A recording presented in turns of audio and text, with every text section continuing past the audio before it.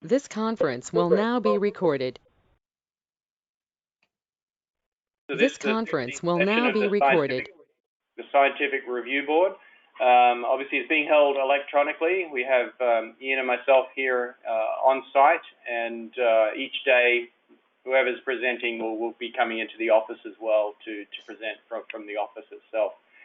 I'm sure we're going to experience a number of technical difficulties, especially as you're spread over quite a large distance with Sven in Germany. And Olaf, I've forgotten where you're actually residing at the moment. Do you know, Ian, off the top of your head? Olaf, I'm in New Jersey right now, but on my way at some point to Wisconsin. Excellent. Well, maybe before we kick off then in terms of the agenda, maybe just a quick round of introductions for everybody. Because you can't see who's in line here, maybe I'll just call out each name who are on the screen, and you can just introduce yourself, particularly as Olaf. You're new to the Scientific Review Board, and you may not be familiar with some of the others who are on the call. So, Chair, if it's okay with you, is it okay if I pass to Olaf to give a quick introduction and overview of his background and experience? Go for it. Go for it. All yours, Olaf. Great, thank you. Thanks very much, everyone. I'm excited to be here and to join this group. I'm at Rutgers University right now in the Department of Marine and Coastal Sciences, and on my way transitioning to University of Wisconsin-Madison. Which is where I did my PhD. I also spent some time out at University of Washington. I think probably most of us have at some point, maybe. Since then, I've been out in New Jersey for a while. I'm also on the Mid-Atlantic Fishery Management Council's Scientific and Statistical Committee. So I expect I'll be trying to use some of that process experience here, and it may or may not apply well. And I hope you'll bear with me while I maybe ask a lot of naive questions in the beginning as I get my bearings. Fantastic. Thank you very much. Next up on the screen is Carrie. Do you want to introduce yourself, Carrie? Yes. Let me see if I can get my video back. Turned it off. It's somewhere up on the, oh, there it is. There we go. I'm Carrie McGilliard, and Olaf, we know each other. So, but my role here is that I work for the U.S. government, and I am the science advisor to the U.S. side commissioners and the government commissioner in particular. And so I am looking at this meeting to learn what's going on in the science. And also I have a role in the management strategy evaluation process as the US side co-chair of those meetings, US side co-chair of the Management Strategy Advisory Board. Fantastic. Next online is myself and Ian. Obviously, I'm the Executive Director of IPHC. I've been here for almost 4 years now. My role for this particular meeting is just essentially to support the facilitation with our chair and the other board members. And then I'll pass to Ian. See if I can get my camera to work. There we go. So we're on multiple cameras here in the office. Hi, Ian Stewart.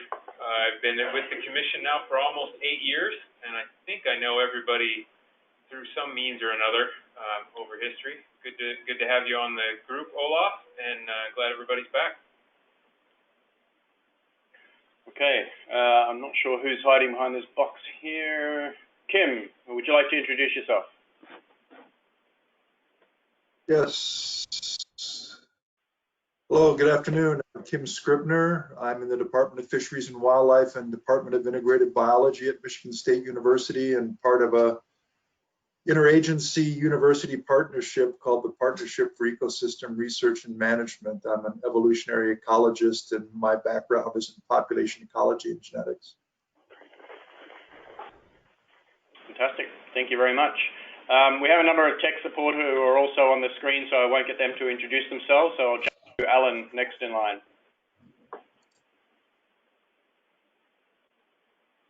Hello, everybody. Good afternoon. I'm not sure what time it is for Sven, but good to see everybody. Good to see you, Olaf. Glad you're on the SRB. I've been at the IPHC since 2016, and my role there is harvest policy management strategy evaluation. And I've also been sort of helping Ian with the stock assessment, minor bits there as part of the quantitative sciences team. Okay, thanks, Alan. Sean. Hello, everyone. Good to see you all again, and welcome Olaf to the SRB. I think we had non-overlapping time at University of Wisconsin. Exactly. Yep. Never got to work together, but obviously I know I've heard a lot about you and know a lot of your work. I've been on the SRB since its inception, which I believe was 2013, I think.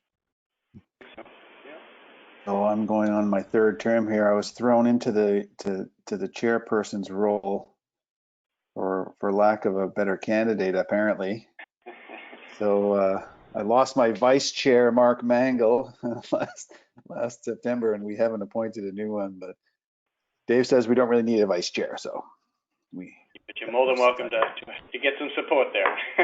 Yeah, I'm looking for possible transition eventually. But anyway, thank you. Thanks for coming. Okay, thank you. Anne-Marie? Hello. All right, let's see if I can get my camera going. While that is thinking through itself. Oh, nope, that's not gonna work. Anyways, I'll figure out my camera before we start doing our science advisor reports. I'm Anne-Marie Huang. I am Carrie's counterpart on the Canadian side. I work for Fisheries and Oceans Canada, except I have not been, nope, not, I have been involved with the MSAB, but I am not doing the co-chair, yay, role on the Canadian side. I've been involved with the IPHC process, I think, for about 2 years now. Okay, that's right. Thanks, Anne-Marie. Giuseppe.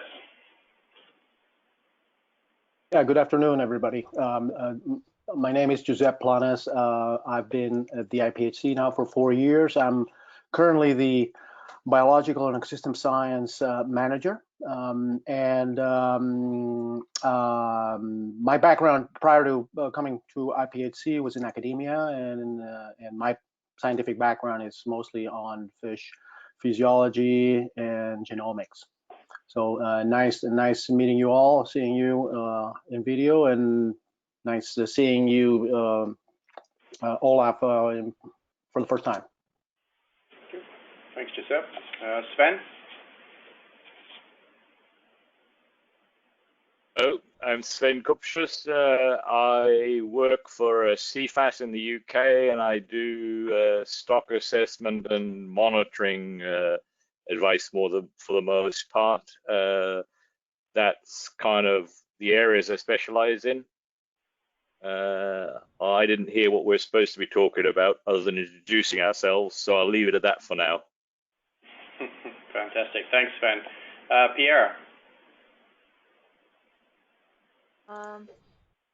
Hello, everybody. I'm not sure if my camera, can you see me or? Not yet, but that's okay. We can figure that one out. Yeah, I'll figure it out. Yeah. My name is Pira Carpi. I've been at IPHC for 1.5 years now, and I'm helping Alan with the management strategy evaluation. Fantastic. Thank you. Andy, do you want to introduce yourself as well? The camera.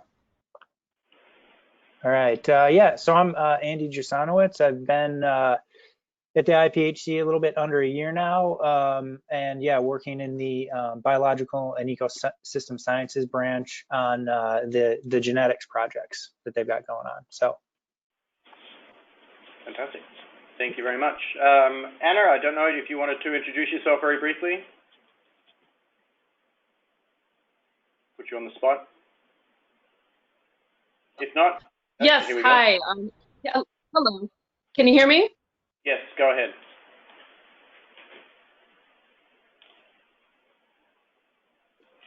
Yes, go ahead, Anna. Hello? Oh, there we go. Yep, sorry, I was in the lab. Yes, hi, I'm Anna Simeon. I work in the BESB branch. Work in the lab mostly, doing a lot of the gene expression and other PCR-based things. So I'm going to be popping in and out and listening in as I can. Great. Thank you very much. I think that's everybody who's currently on the call. As I said, Ray is clearly having some technical or timing difficulties and will join us at some point, and we'll get him to introduce himself at that point. Now, before I hand to the chair to run us through the adoption of the agenda, just sort of a few general housekeeping components.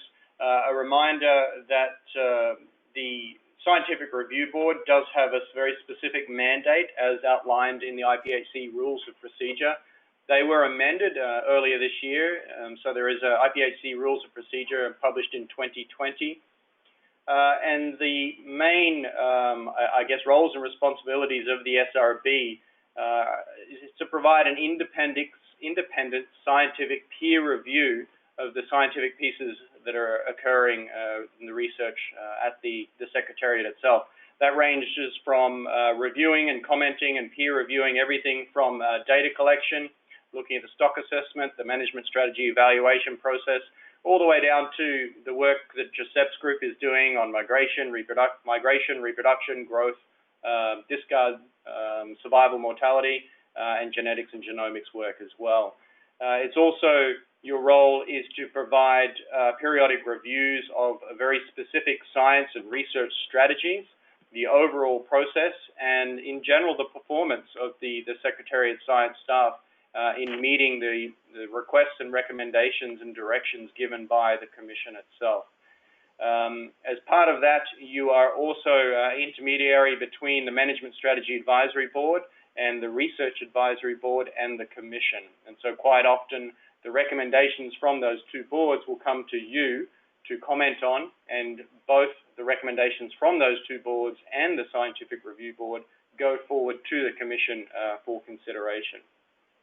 So if you haven't had a chance to look at those terms of reference, particularly OLAF, we'll put that link in the meeting report so it's easy for you to find and have a bit of a read through.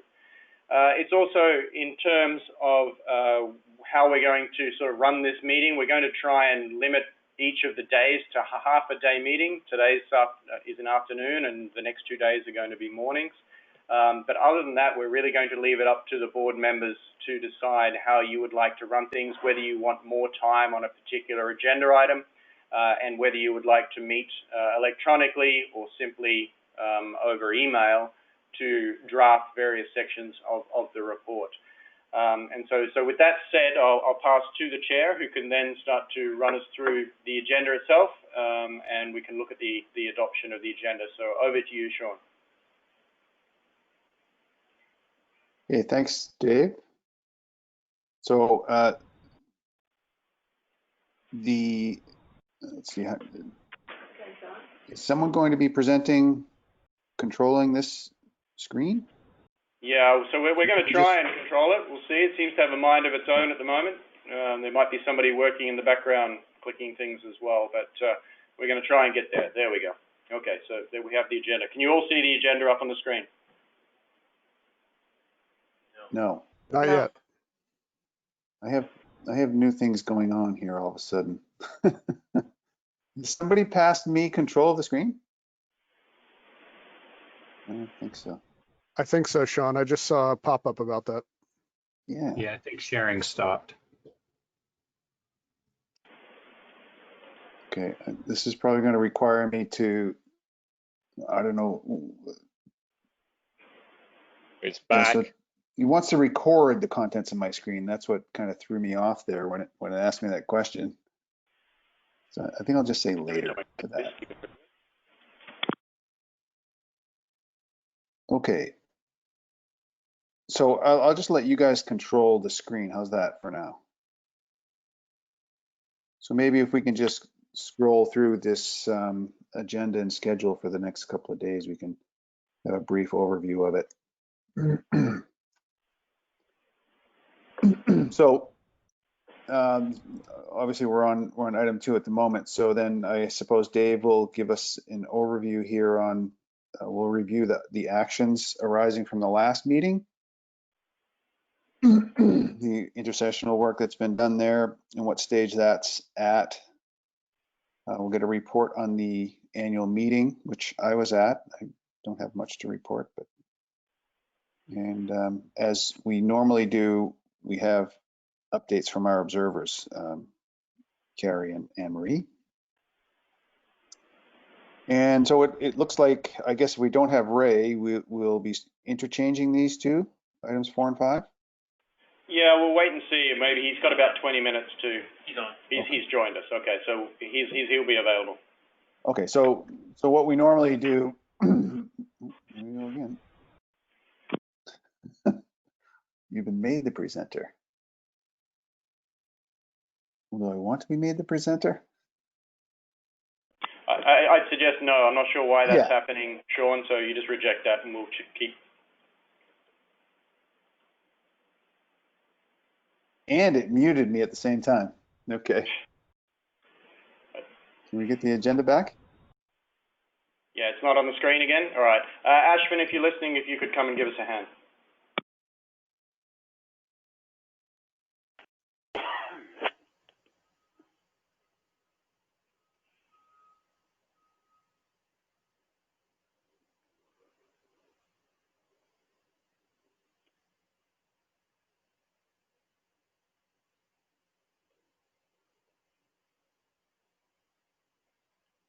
Okay, go ahead, Sean. He left. He's gone. Seems like Sean's dropped off. Just bear with us while Sean joins us.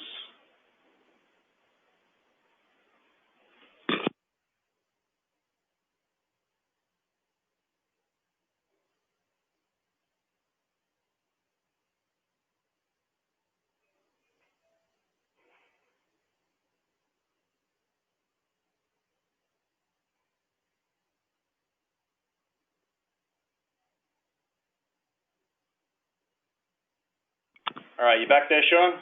Yeah, I got dismissed for some reason. All right, there you go. Good to go again. Okay, thanks. Yeah, so this is the standard order that we proceed in these meetings. We go through the preliminaries there at the beginning, get input from the observers. And then normally we go through the independent setline survey, fishery independent setline survey first, get updates from Ray on what he's been up to. And typically in this June meeting, we talk more about research, things that are going on, method development and things like that. And then that we'll get to see again in September meeting. And the stock assessment after that, the MSE, and then the biological program. So that's the standard order that we follow, and we'll usually spend a little bit of time each day formulating whatever it is we have, recommendations or requests or whatever it is coming from each section, and then finalize the report on the last afternoon, or we'll probably take a chunk of the report tomorrow and then wrap it up on Thursday. Okay. Yeah, so if I could just question on that, Sean. So with the report noting that we have a half day today and then the 2 mornings for the next 2 days, maybe when we get to around 5 o'clock today or 4:30 today, if the board could have a quick discussion and then provide some direction as how you would like to draft this current session. whether you would like the Secretariat to provide it to you via email, or whether you would like to do that yourselves in some other form. So just have a think about that, and maybe at 4:30 you can have a think and provide some direction. Okay, so we can talk about that later today. Okay. I do like the way we've done it in the past, which is, to have a draft that we can, rather than sitting there and wordsmithing, a lot of detailed comments, having a structure in place where we can just edit existing things makes it much smoother. And that might be, really good for this particular format as well, where we're not in person, obviously. Okay, so that would be the agenda, and then here we have the specific schedule, which just implements that agenda. So, do we have any questions on the agenda? Anyone? No. Any revisions or additions, subtractions? We adopt the agenda, then we'll consider that adopted. So, Okay. So moved. I guess we're okay. Thanks. Okay. Well, thank you very much. So then the next item is agenda item 3, which is just to talk a little bit about the IPHC process in terms of obviously the SRB's role, your annual workflow, and then to look at the update on the actions arising from the last SRB meeting and also the annual meeting, and then move on to the observer updates. In terms of 3.1, the SRB annual workflow, it's just a reminder that this is the first of 2 scientific review board meetings in a given year, and the intention of this particular meeting is to review the progress since the last SRB meeting last year, and then also since the annual meeting of the Commission and any direction that's been provided, and to request of the Secretariat any additional analyses, or potentially to provide guidance for redirection of some of the research that we're currently undertaking. And so in that sense, there's no formal recommendations arising from this SRB meeting. It will come out in the form of specific requests for action from the staff or others to recalibrate or to provide additional guidance on some of the work that we're undertaking. Agenda item 3.2 is an update on the actions arising specifically from the last session of the SRB, so the 15th session. And this is provided in paper 3. So if I just bring paper 3 up on the screen. Before I do proceed, is there anybody encountering a lag in the presentation or the visuals on the screen? Can you all see paper 03 on the screen now? Looks good. Okay, good. So if anybody does start to experience lag, Yes. let us know. We can certainly slow things down. Can I interrupt for a moment? Yes. Dave? Can I just? It might be helpful. It looks like might be helpful to use the chat when people have a question like that one. Can you hear me? It might be good just for somebody to type into the chat rather than everybody kind of taking time to respond. Thank you. So everybody can see the chat function over here. If you're not familiar with GoToMeeting, it's just a little chat bubble, and then you can type in whatever you like, and we can certainly respond to you at that point.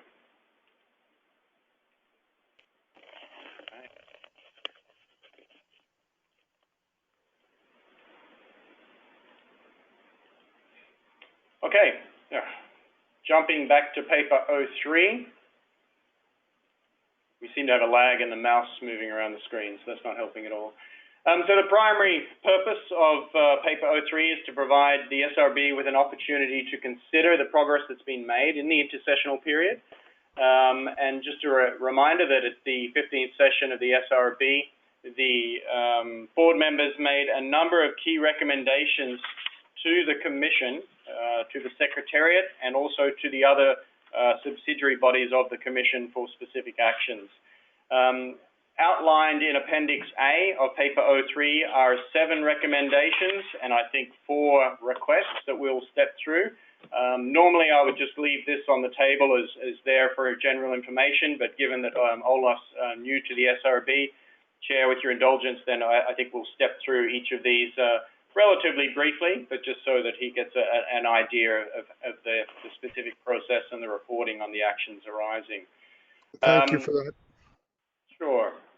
So in that sense, the intent here is at the 16th session of the SRB for any recommendations or requests in this sense, the SRB should always keep it in mind that we want to carefully construct any of those actions arising, and with three particular elements that should be included in requests for action. So first of all is a specific action to be undertaken. So what is the deliverable? A clear responsibility for the action to be undertaken, such as directing it to the IPHC Secretariat staff or the other Scientific Review Board officers or one of the other subsidiary bodies, such as the Management Strategy Advisory Board. And then also a very specific time frame for delivery of that action. And so that's the key thing. Whenever you are over the next few days developing requests for action, please do keep those three key elements in mind. So what the specific deliverable is, who's responsible for that deliverable, and what's the time frame for that deliverable. And that will certainly help our process in terms of undertaking the work, but then also in terms of reporting to the Commission and then also reporting back to you. So if we step through Appendix A, and again, I'm going to be relatively brief with these, but it will give you an idea, OLAF in particular. We have on the left side, the left column, we have the action number. So we have a very specific recommendation and the paragraph number referring to the report of the 15th session, what that recommendation was, and then an update on whether it's been completed, it's ongoing, in progress, or whether it's been cancelled by the Commission, for example, or vetoed by the Commission. So as an example, the first one, it was on discard mortality in non-directed fisheries. And in this sense, at the 15th session, the SRB recommended that the analysis that the Commission had requested on the effects of historical discard mortality in the non-directed fisheries, so what has previously been termed bycatch and is known as bycatch particularly by the domestic agencies, be interpreted with caution. And I'm going to pass to Ian to talk a little bit very briefly about that paper, noting that the SRB's concerns were passed to the Commission. It was noted by the Commission, and in this particular case, I believe the Commission, remind me, Ian, didn't take any action at this point in time. Ian, did you want to provide any specific updates? Yeah, that's correct. So this was a direct request from the Commission to the Secretariat staff for an analysis with perhaps not a fully complete rationale behind it. So the Secretariat staff did our best to fill the request. It was presented to the SRB. We had a considerable discussion about how to match the methods to the question being asked, and as we weren't entirely sure specifically what the intended use of the product was, it was very difficult to isolate from among a range of different methods what would perhaps be the best one. We all concluded, and the SRB agreed, that what had been done was appropriate for answering some questions. And so when the analysis was ultimately provided as an informational paper to the Commission, it had the appropriate caveats on it, that this was provided as an informational summary, not a tactical answer to a specific question following this SRB's recommendation. The Commission essentially thanked the Secretariat staff for their work and moved on. You use this as part of their background material, but there was no specific decision point associated with it. And as far as we know, there's been no further request on this topic.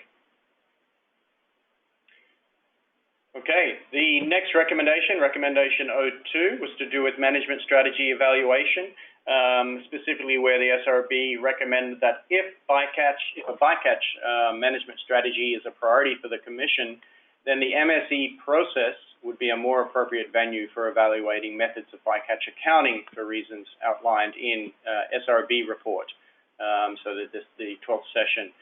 This was a topic for discussion at the MSAB's various planning meetings, and with the idea of incorporating that in 2021 plus, so after 2021. And the Commission itself simply noted the recommendation from the SRB and didn't provide any other guidance. But I'll pass to Alan to see if there are any more specifics that he can recall and he'd like to convey. Thanks, Dave. It is, yeah, I think it's important to note that the Commission did realize that the MSE will be a useful tool for examining bycatch in the future, and that the MSAB is interested in doing that. Okay. And board members, please do interject with any questions or clarifications if you need it at any point. The third recommendation was to do with the external peer review of the IPHC stock assessment, which occurred last year. Maybe it was the year before now. I seem to have lost time. And it was simply that the SRB recommended that in future, any external peer review would also, again, benefit from an in-person component. And the Commission had agreed to that at the recent meeting, and that will now be incorporated into any terms of reference for peer review, not only of the stock assessment, but also of any other components. We will potentially talk a little bit about the MSE peer review that's coming up, and due to COVID-19, that may or may not happen in person and may simply be a remote desktop review. So we consider that one completed.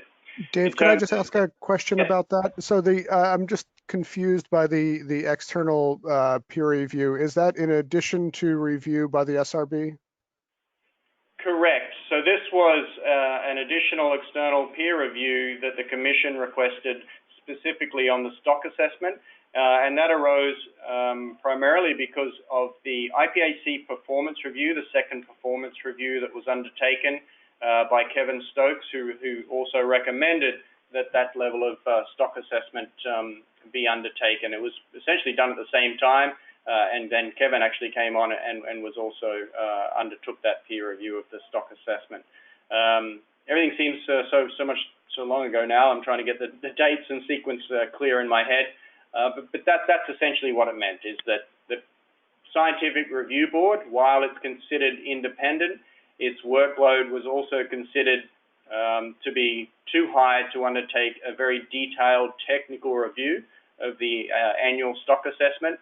And so the Commission decided that an additional detailed technical peer review of the stock assessment should be undertaken by an external party. And that's why that occurred. Okay, thank you. The fourth recommendation was to do with the stock assessment. And there was a whole lot of elements there. These were incorporated, and Ian's going to speak to them in paper 07. Ian, did you want to highlight anything now or just defer discussion? Okay.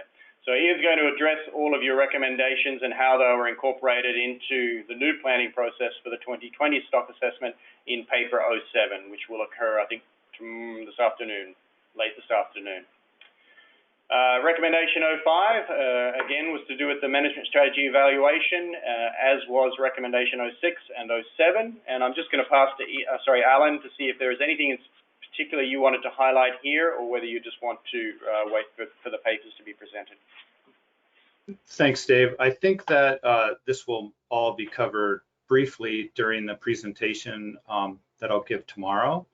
And I think at that time might be worthwhile, if SRB members would like more information, I can provide it then, noting that this is mainly stuff that has been completed now, and we'll be moving on.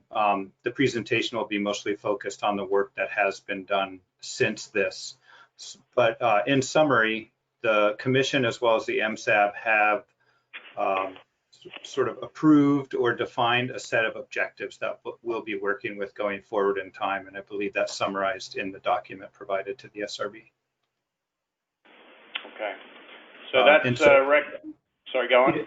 I was just going to say I switched pages too and realized there's Rec 07, and that is something that I will not talk about in the presentation specifically tomorrow, but I wanted to note that when I presented to the Commission at the annual meeting, we discussed this criterion for winnowing down the set of management procedures, and that is based on the conservation objectives.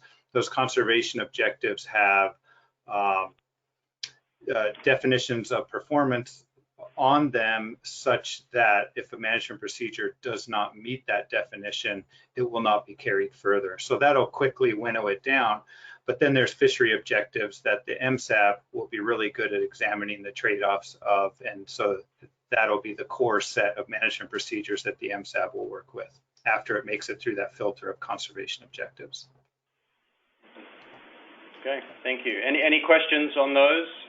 It sounds like just a reminder the SRB to read those 3 recommendations and then stay tuned for the presentation, noting the caveats that Alan just highlighted for recommendation 07. Okay.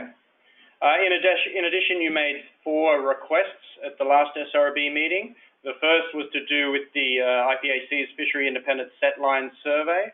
Ray is going to walk you through very shortly papers 05, 06, and then also refer to information paper 02, which will provide additional information to essentially ensure that the SRB is fully engaged in examining and developing the various approaches for the design of the Fishery Independent Setline Survey moving forward. And that's what this request was. It was really just a reminder to develop an approach in collaboration with the SRB, and that's going to occur obviously throughout this meeting and also the next SRB meeting. But Ray, given you're online, do you want to give yourself a quick introduction and then also add anything in addition for this particular request from the SRB? Hi, Ray here. Yep, for those who are new, I'm Ray Webster. I am the statistician, biometrician, part of the quantitative science team, and my focus over the last few years has been on FIS-related aspects, specifically modeling using spatiotemporal models to model the setline survey data, and more recently developing designs for the FIS going forward following completion of an expansion program, and we'll be talking about that, as Dave mentioned in detail in my presentations coming up. Thanks, Ray.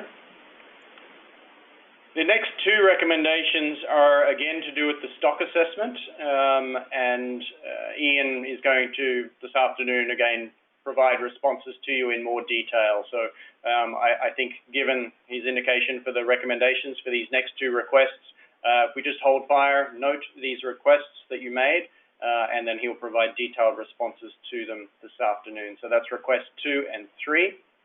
And then finally, also with request 4, which was to do with the updates to MSE framework and the closed loop simulations. Again, Alan's going to provide some additional information tomorrow morning at some stage. So if we can hold fire on that one. That's all we had for updates from the last Scientific Review Board meeting. Are there any questions or comments at this stage that the board would like to pass on?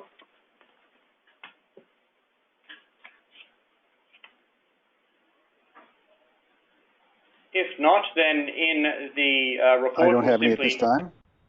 Sure. Okay. Then, if not, then in the report we'll simply note that the SRB noted the paper and that you agreed to incorporate any modifications to those requests and recommendations or updates through the course of the current meeting. And that way we don't have requests or recommendations that are outstanding. If they're outstanding and you'd like them to be carried forward, the intention is then for you to incorporate them into this current meeting report. So just keep that in mind. The next paper then we can move on to is, I can find it.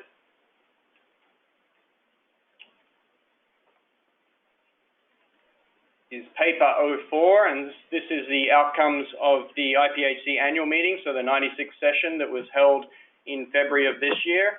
And again, normally I would just provide this in a general information and digestion, but we'll just quickly go through it, particularly for Olaf. So the intention is to simply provide in a easily accessible format the various decisions or outcomes of the 96th session of the Commission, so our annual Commission meeting, that are relevant to the mandate of the Scientific Review Board. And so the idea is to provide that in one place. At the 96th session, there were a number of agenda items that were relevant to the Scientific Review Board, as you would expect, and we simply listed those. They range from the stock assessment and the harvest decision table through to the 5-year research program, the reports of the Research Advisory Board, and then also of the 2 Scientific Review Board meetings, as well as the Management Strategy Advisory Board recommendations, as well as the general update that Alan provides on MSE. Now, we've provided for you in Appendix A those consolidated recommendations and requests for the Commission relevant to your mandate. I don't think I need to talk about them in any great detail. The first 2 were to do with the space-time modeling of the Fishery Independent Setline Survey data and other survey data available to us. These 2 recommendations were guidance on the design, or agreement to a design for the Fishery Independent Setline Survey for 2020. Unfortunately, COVID-19 has thrown quite a spanner in the works to these 2 recommendations, and the Commission has met intersessionally, I think 3 times since the February Commission meeting, and has now adopted a revised Fishery Independent Setline Survey of about a 30% reduction in setline survey stations. That said, Ray's going to talk a little bit about that in a short while, about that new footprint for 2020 and then also moving forward. And we can have a general discussion about that throughout the course of the next 3 days. The requests, again, to do with the setline survey, and here I think it was just talking about the consultation process, just ensuring that the various advisory boards are included in the design proposals for the Fishery Independent Setline Survey moving forward, and Ray's going to touch on that very shortly.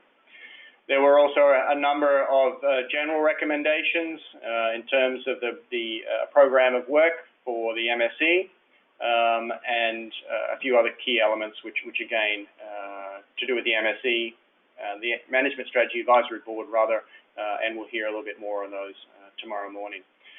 The Commission also requested that we revisit again the size limit discussion, and Ian, did you want to talk a little bit about that at all? Are you going to refer to that in the next couple of days, or?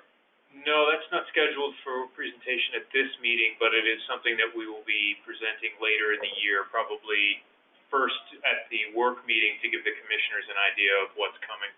Mm-hmm. Okay. So no action required from the SRB here. It's just more information that's coming again. Usually every 2 years, 3 years or so, the Commission has another thought on size limits for consideration. So that's it in a nutshell. Most of the other decisions, or all of the other decisions, were around fishery regulations, mortality limits that will be incorporated as necessary into the discussions for the next couple of days. So all we're asking here is simply for the SRB just to note the outcomes of the 96th session of the annual meeting. Any questions or comments?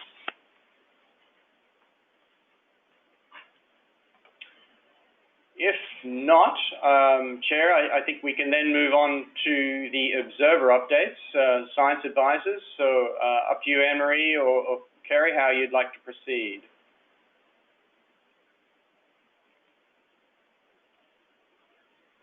Anne-Marie, would you like to go? Sure. You beat me to the microphone. Hi. All right. So, list of things. I have sort of 4 main topics. First one would be the FIS redesign, and I kind of break these concerns into kind of the pre-COVID, which is more around process, and then the post-COVID, which is more around outcomes, in terms of what I've heard of concerns from people. So the pre-COVID concerns were that the SRB reviewed 4B and I believe 2A as well in detail, but none of the other regulatory areas.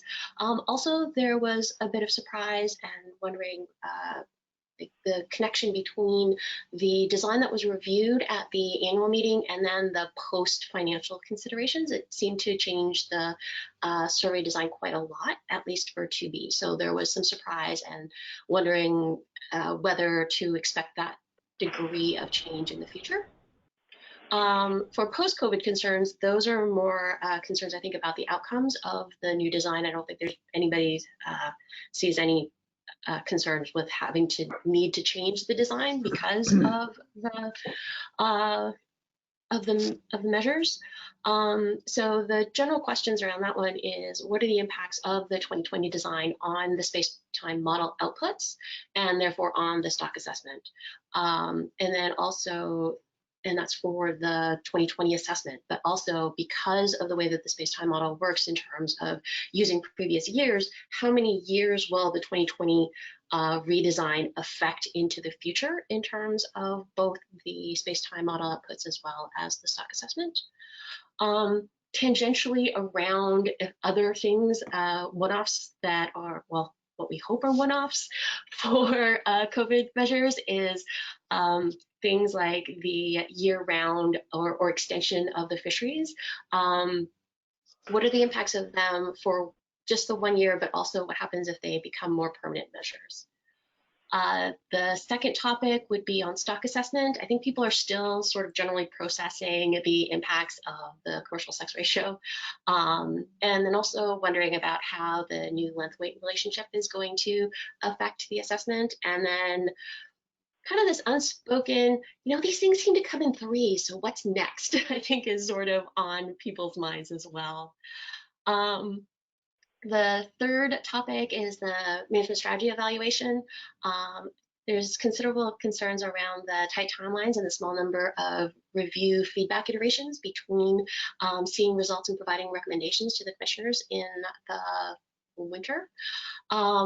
We know that the same number of meetings are planned as the original plan, but I think that, like me personally, I think the original timeline process outline was pretty ambitious to start with.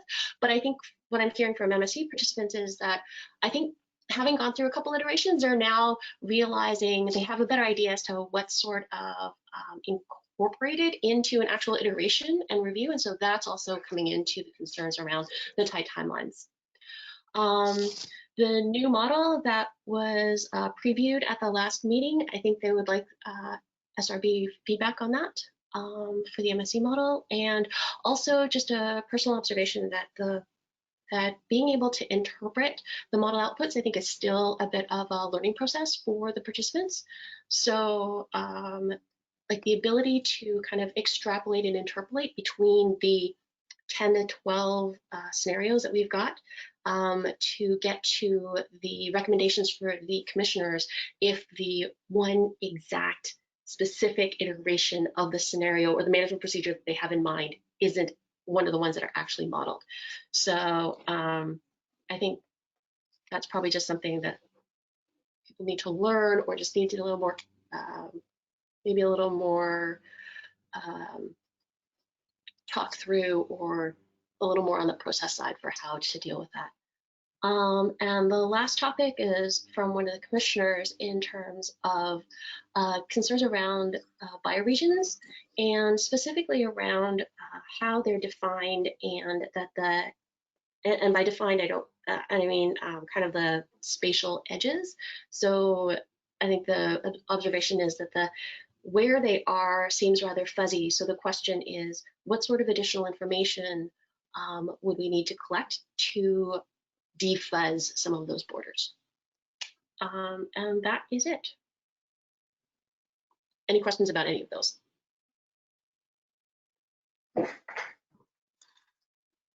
Yeah, well, I have one. Just to maybe it's a comment. It's something that I think we should talk about at some point here, and it has to do with your first one under the FIS redesign and what appears to be a disconnect between what the SRB reviewed last year in our two meetings, June and September, and what ended up being presented in terms of possible designs at the interim and annual meetings. I for one, was pretty surprised.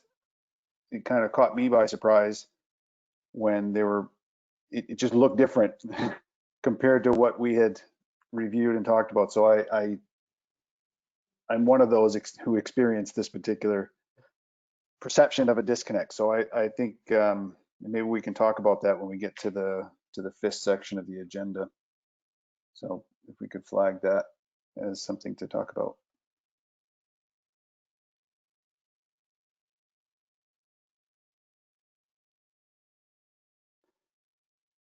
And we have a comment. We have a comment from Kim. Kim, do you want to expand on this issue you raised in the chat?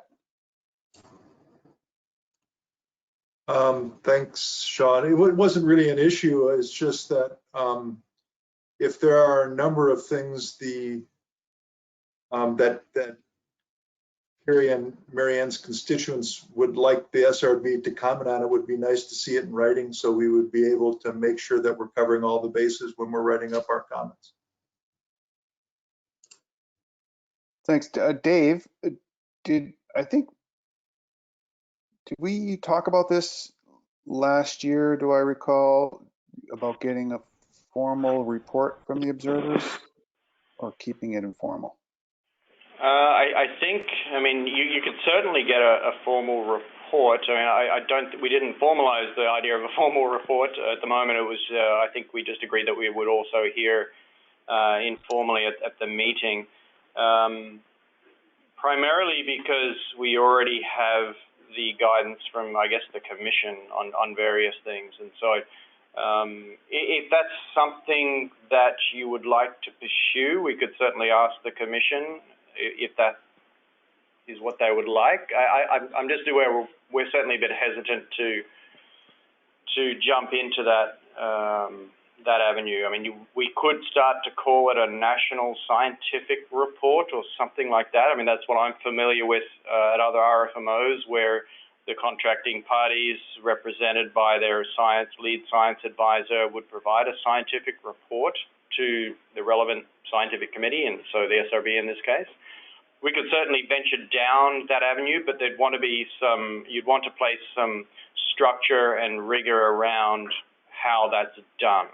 And so I think we're not there yet, but if that's something particular that the SRB would feel is useful, or whether the science advisors would like to take that back to the delegations and have them put forward a structure or something about a national scientific report or something like that, we could certainly, we'd be happy to facilitate.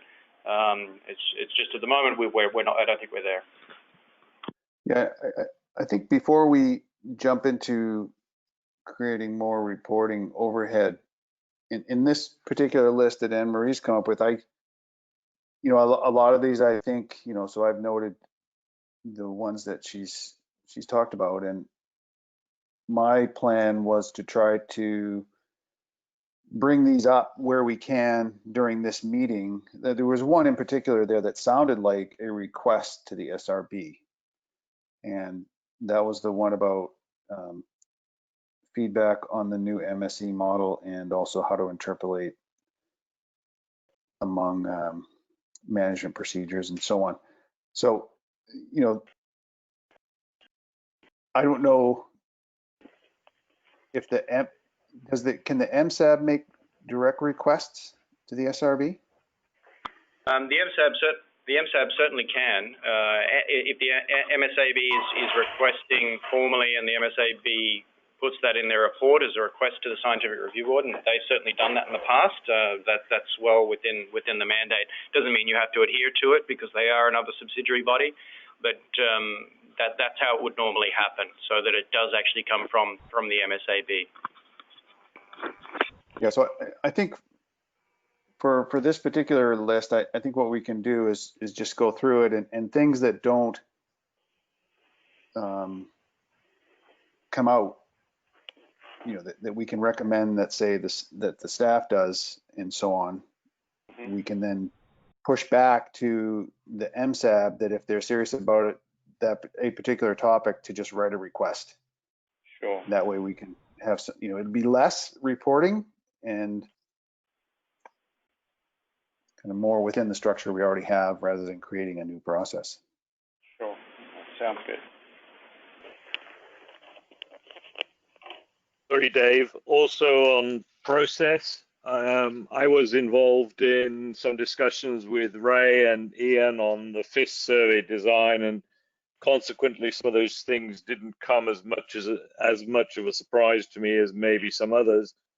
But I wasn't sure whether to what degree I was supposed to report that back to the SRB or try and keep those communications up. So some of that may be due to my contribution at least. So if you could clarify how that should have happened, that would be very helpful. Thank you. Sure. As a general rule, anything that is going to be presented as an SRB opinion needs to be certainly presented to and articulated by the SRB as a general rule. It doesn't mean, I mean, that you're all here as experts and provide additional guidance and advice, which is incorporated. But then if, for example, the Secretariat was to carry something forward to the Commission as an SRB opinion, it would need to be the SRB opinion and clearly documented in that case. One of the elements that we did take on board as a result of that meeting is that there clearly wasn't a sequence of sufficient documentation for where the Secretariat thought that the SRB was at. Now, I'm not going to jump onto how or when or if, whatever, how that occurred, but the steps we've taken for this meeting, and particularly under the direction of the Commission, is that we're providing additional information, and also as part of Information Paper 02, which Ray has drafted, a more expansive review of where we've come and where we're at with the proposed redesign of the Fishery Independent Survey based on the space-time modelling work that Ray's been undertaking. And so as a result of that, for this meeting and certainly the next SRB meeting, where we will be requesting you make clear recommendations to the Commission or provide advice to the Commission, we want to make sure that you have received and you're in agreement with your advice. It doesn't mean that that's going to be what the Secretariat is going to present, and I want to make that clear. The subsidiary bodies provide advice based on your mandate for the various components, whether it be Management Strategy Advisor or MSE, versus the various scientific components. And it's really, that's advice to the Commission and to the Secretariat on various aspects. Our aim, of course, is to bring everybody on board so that the advisory subsidiary, which are essentially advisory bodies to the Secretariat, but for the Commission, we incorporate that advice as much as possible. And sometimes that's not always possible, and we need to rationalize and provide guidance on why some things were or were not included. But that's our goal, particularly this year with the Fishery Independent Setline Survey redesign proposal, is to bring the science to you in a format that you can provide clear indication to the Commission on whether you're in agreement with particular things or whether you're in disagreement or you could see it being done a different way. And that's just something we'll work through over the next 8-9 months or so. If I could ask another question, this is Kim.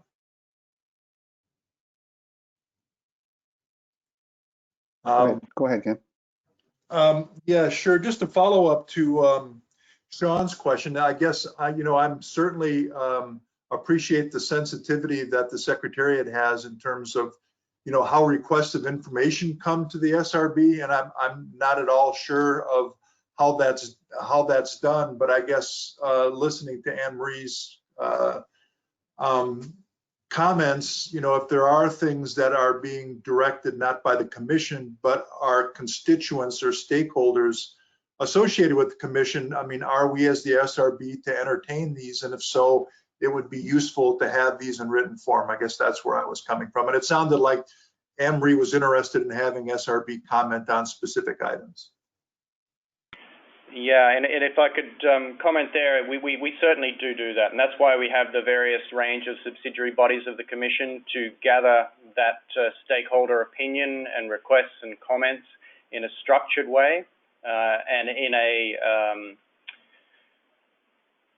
advisory body format in the sense that it's not coming from an individual stakeholder, it's coming from a group of stakeholders with a very specific mandate on specific topics, and that's why we do have the boards. And just to highlight, all of the points that Anne-Marie has highlighted have been raised already by the subsidiary bodies and also by the Commission, and I think it's appropriate that she has highlighted them as a reminder that we would like, in particular Canada in this case, would like very specific feedback from the SRB on some of these topics, and that's where Anne-Marie will chime in throughout the meeting, and also carry on the topics that she'll address in a short while.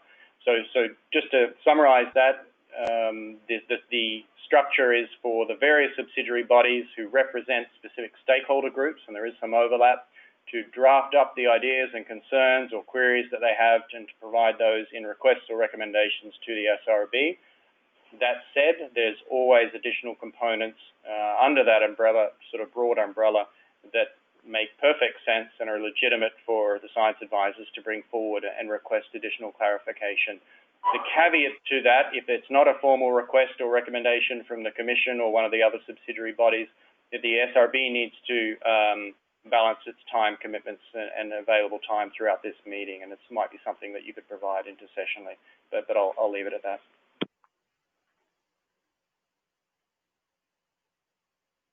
Okay, I normally in the report we do have a section where we can address these as well if there's some that can be addressed in that context. Okay, let's move on to Carrie. Thanks, Sean. Let's see.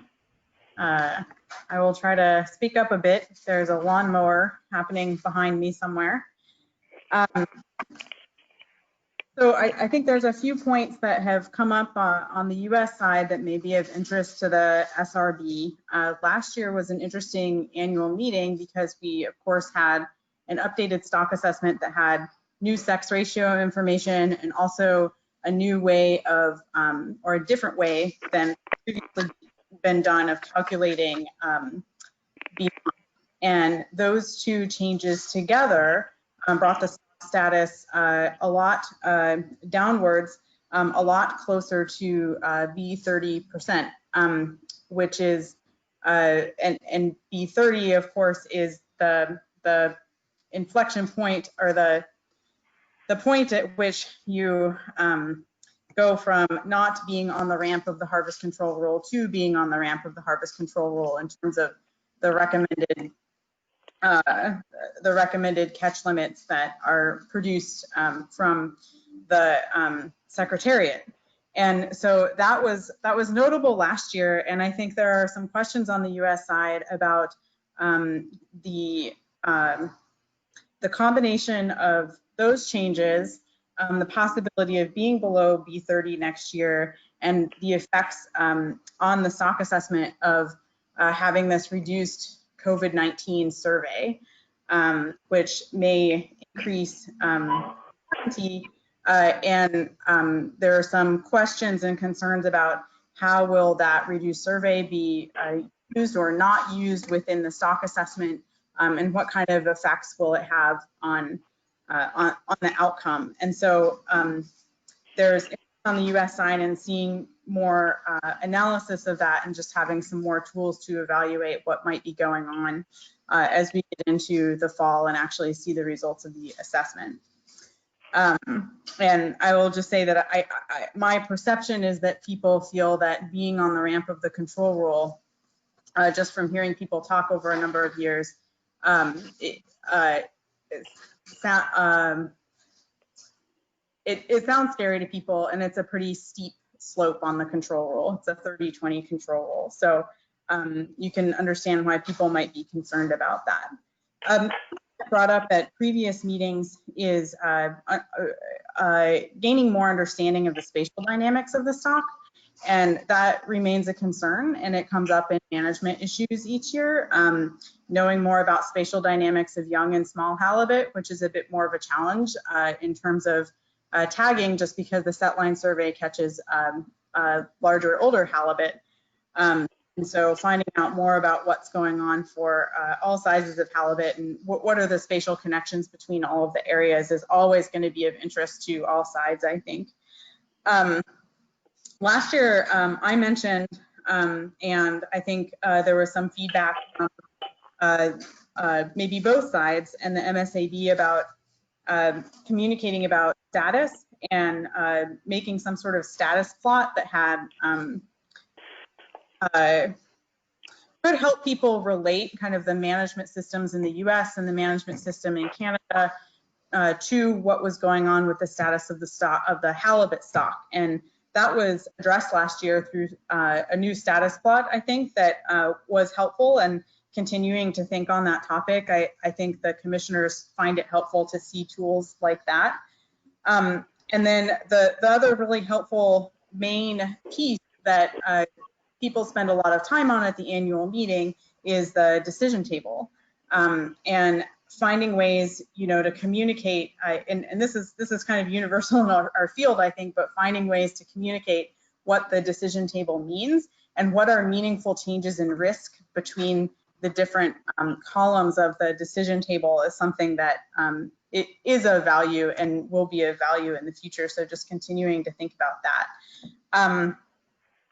And so I would say in terms of the MSC process that both the U.S. and the Canadian MSAB members, you know, feel the short timeline that everything is on. The commissioners are really interested in seeing results from the spatial MSC model about ways to allocate catch limits between the areas in January of this year. It's a pretty short timeline and always was a short timeline in order to produce that for such a spatially complicated stock. And so there's a lot of questions about, I would say there's concerns about how that will proceed. Just in terms of that short timeline, I think there's a lot of faith in the Secretariat, of course, and I think that there's just some uncertainty about what the process is after January, and also some questions about whether there might be additional management procedures that people would want to look at beyond January. So, for instance, something that the SRB has brought up before is survey-based management procedures, and that has essentially on this short timeline. I don't think the MSAB and the Secretariat has really had time to digest and put forward sort of very different kind of categories of potential harvest policies. So that's just something to think about and keep in mind as that discussion proceeds. That's been sort of some of the talk around around things for the U.S. side members of the MSAB and whatnot. So I'll conclude there. Those are just kind of reporting things that I've heard, I suppose, and topics of interest. And I'm happy to answer questions.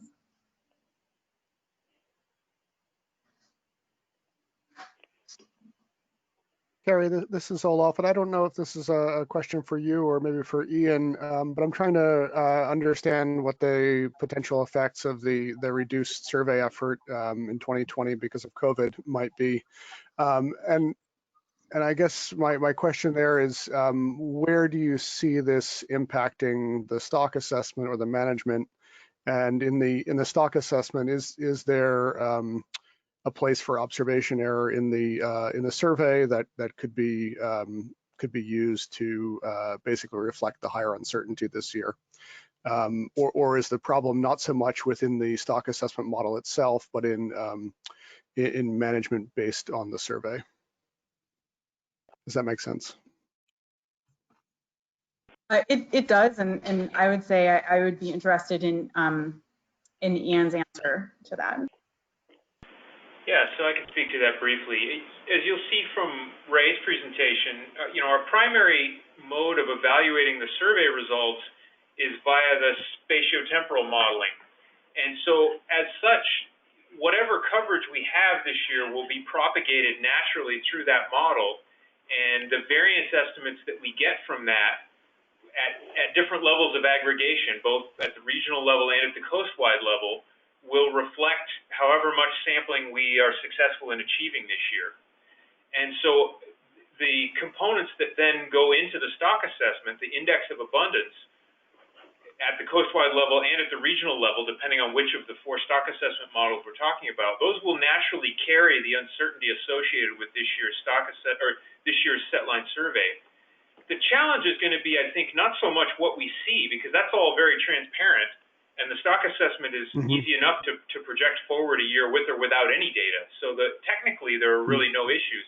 The big issue, I think, is going to be with regard to the heterogeneity in incoming year classes that we've seen in the last couple of years. Essentially, it's the things that we don't see, the uncertainties that we are not able to observe this year, that will be most challenging to bring into the process. So if we see, for example, a strong showing of these 2 year classes, 11 and 12, that are moving into the population in the areas that we sample, well, that's obviously no guarantee that there's a strong showing of those year classes in the areas that we didn't sample, even though the space-time model will use some of that information from adjacent stations and from previous years. And so I think it's going to be a challenging year for decision-making in that the results are going to look very similar to what the results always look like. And the projections will likely look a lot like the projections from last year's stock assessment model. But the basis for those will be, of course, less complete. And so I think that's where the big challenge is going to be this year. And I'm already starting to think about ways to better describe that, to look at the spatial variability and think about how that's going to translate into the quantities that we use in the stock assessment. Thanks, Ian. That was very helpful.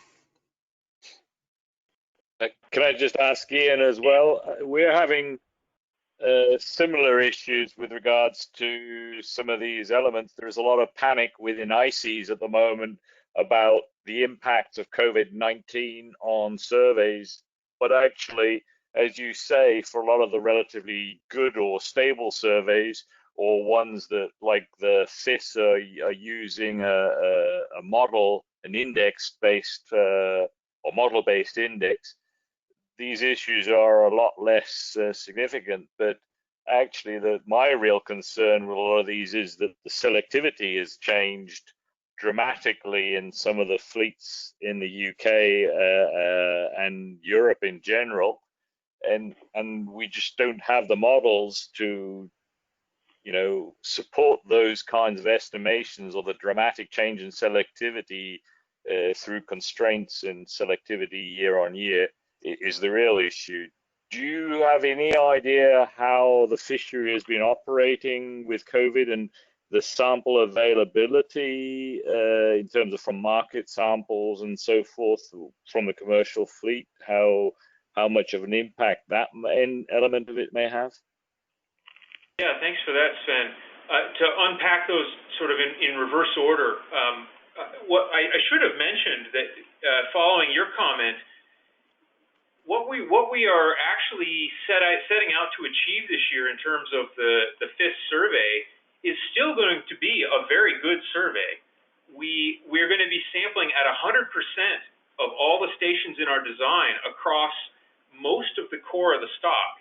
And so in terms of a coastwide index of abundance, we're actually going to have still what's probably going to be one of the better surveys in the fishery independent surveys in the world.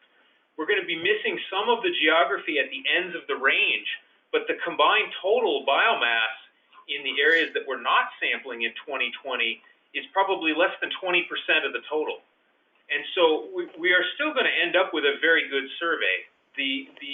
And Sven, as you point out, the model-based approach, we could never have done this sort of thing before we used a model-based approach, because we would have had to come up with ad hoc corrections for all the missing areas, where that translates naturally in the model-based approach.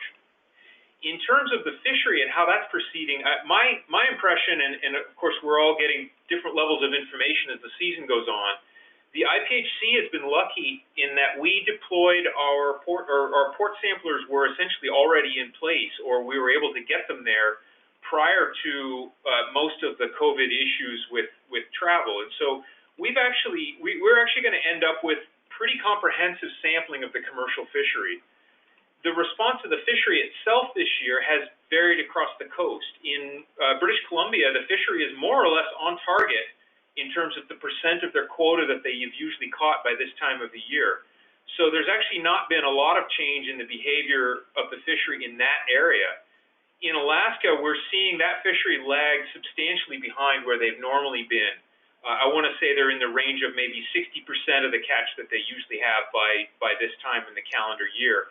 And that's partly due to the price that's being paid for halibut, and also partly due to the fact that they're looking at a very large quota for black cod or sablefish, which is most of these boats participate in both fisheries. And so we're seeing they're splitting their effort between the two fisheries. In terms of how that potential changes in the fishery translate through to the assessment, for better or worse, we are lucky enough to have an assessment that already accommodates annual changes in selectivity. And so although we may not be able to, a jump that's vastly larger than we tend to see on an annual basis, maybe outside that range, we're at least not making a static assumption about selectivity. So I feel like the stock assessment model is likely fairly robust to modest changes in fishery behavior, and our sampling will certainly indicate to us if we see something dramatic occurring in 2020. But so far, I don't see this as being perhaps as big a problem for halibut as it is for many other species. I mean, in a nutshell, we're lucky. We're going to end up with a pretty good survey and essentially the same kind of sampling of the commercial fishery that we would normally get. So the halibut commission, relative to the other fisheries in the North Pacific at least, is in pretty good shape. Thank you.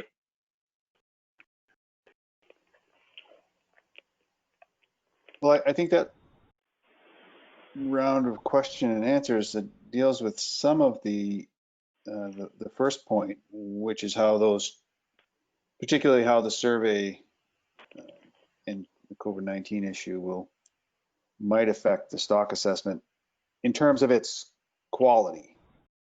In terms of the answer, with respect to B30 and the implications of that is obviously much harder to anticipate until it's actually done and you get some preliminary results back.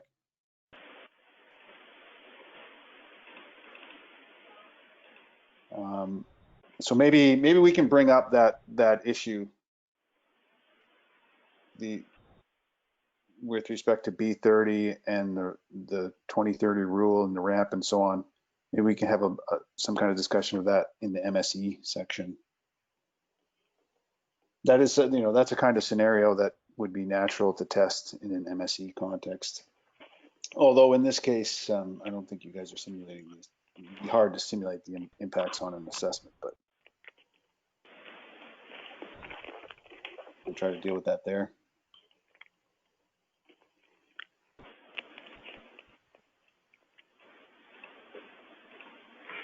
Okay.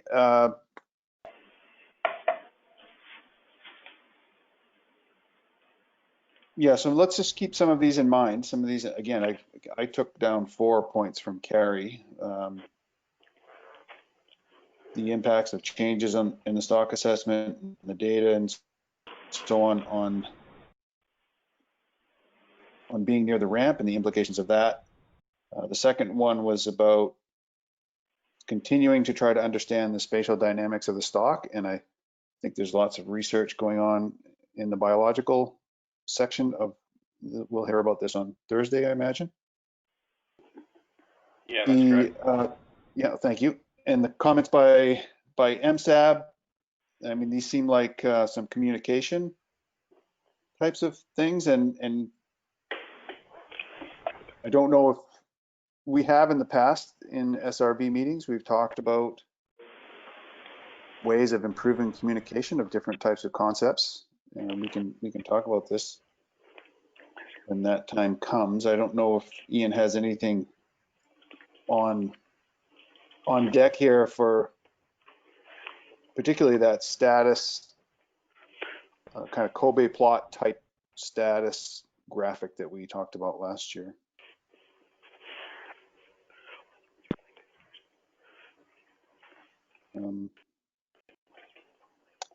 And the decision table, that one's kind of interesting. So that's definitely a big issue, I think, when it comes to decision tables, is trying to figure out what typically they're short term and how that translates into risk, I think, is definitely worth talking about at some point.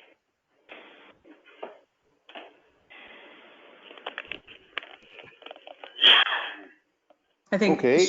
Sean, if I'm able to just interrupt really quickly, there was one last one just about the breadth of harvest policies that the MSAB has been able to test so far, and if that is just questions about if that is sufficient for decision making in January, or if there are other harvest policies that the SRB might recommend, et cetera. So this was the one that you were talking about. You brought up survey-based management procedures. Is that? Yeah. What you mean? And I point that out because that the SRB's recommendation around that from a previous meeting came up at the MSAB meeting this year, and there was some discussion of that and some side discussions of that.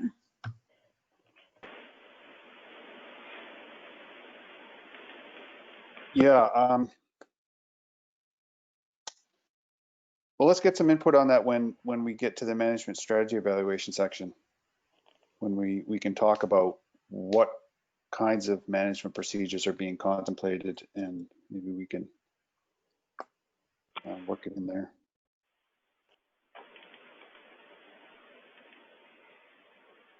Okay, so any other questions, comments on this section of the agenda? Otherwise, we'll be moving on to the survey.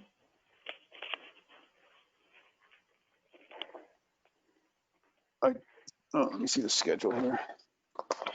So yes, we're just going to move on to the next agenda item, agenda item 4, which is Ray's presentation of paper 05, and then moving into information 02 and then 06. We're just going to quickly move and make Ray the presenter. So just bear with us if you all need to take a refreshment break or what have you. We'll just do that and maybe come back in 3 minutes. Is that okay, Chair? Perfect. Perfect. All right, 3 minutes.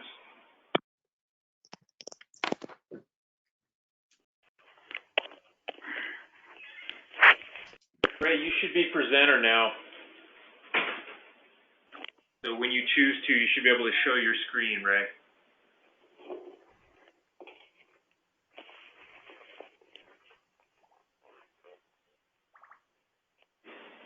Okay, to clarify, am I presenting from my own laptop? Is that how this works? We can do it that way. If you prefer, I could present your presentation here and advance the slides for you, but you'd have to ask for each slide. Okay, so I wasn't clear. I thought once you became presenter, you got control of that machine. So it's just, it gives you the ability to share your screen. Okay. Correct. Once you're presenter, you can either show an application or you can show your entire screen. Okay, so we're on a few minute break here, it sounds like. Yeah, okay. I can try this. I have to present via a remote connection to my desktop down the hall. If you can see it on your desktop, if you're sharing your screen, we should be able to see it too. Yep. So I guess here's a chance for me to try this out. Okay. Let me give this a go.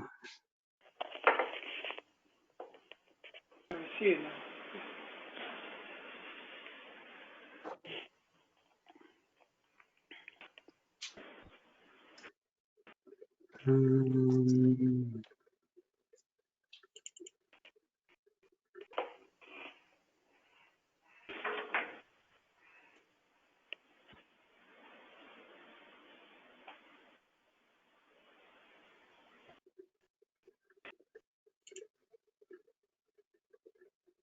Okay, so I don't know what you can see. Can you see this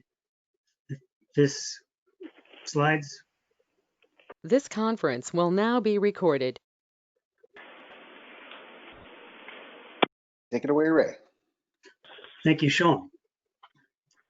So good afternoon. This is a presentation on evaluation of fishery independent setline survey designs and designs that we are proposing for coming years, methods for evaluating those designs, particularly with background material explaining how these designs evolved and the process that we undertook over the last few months in developing these designs.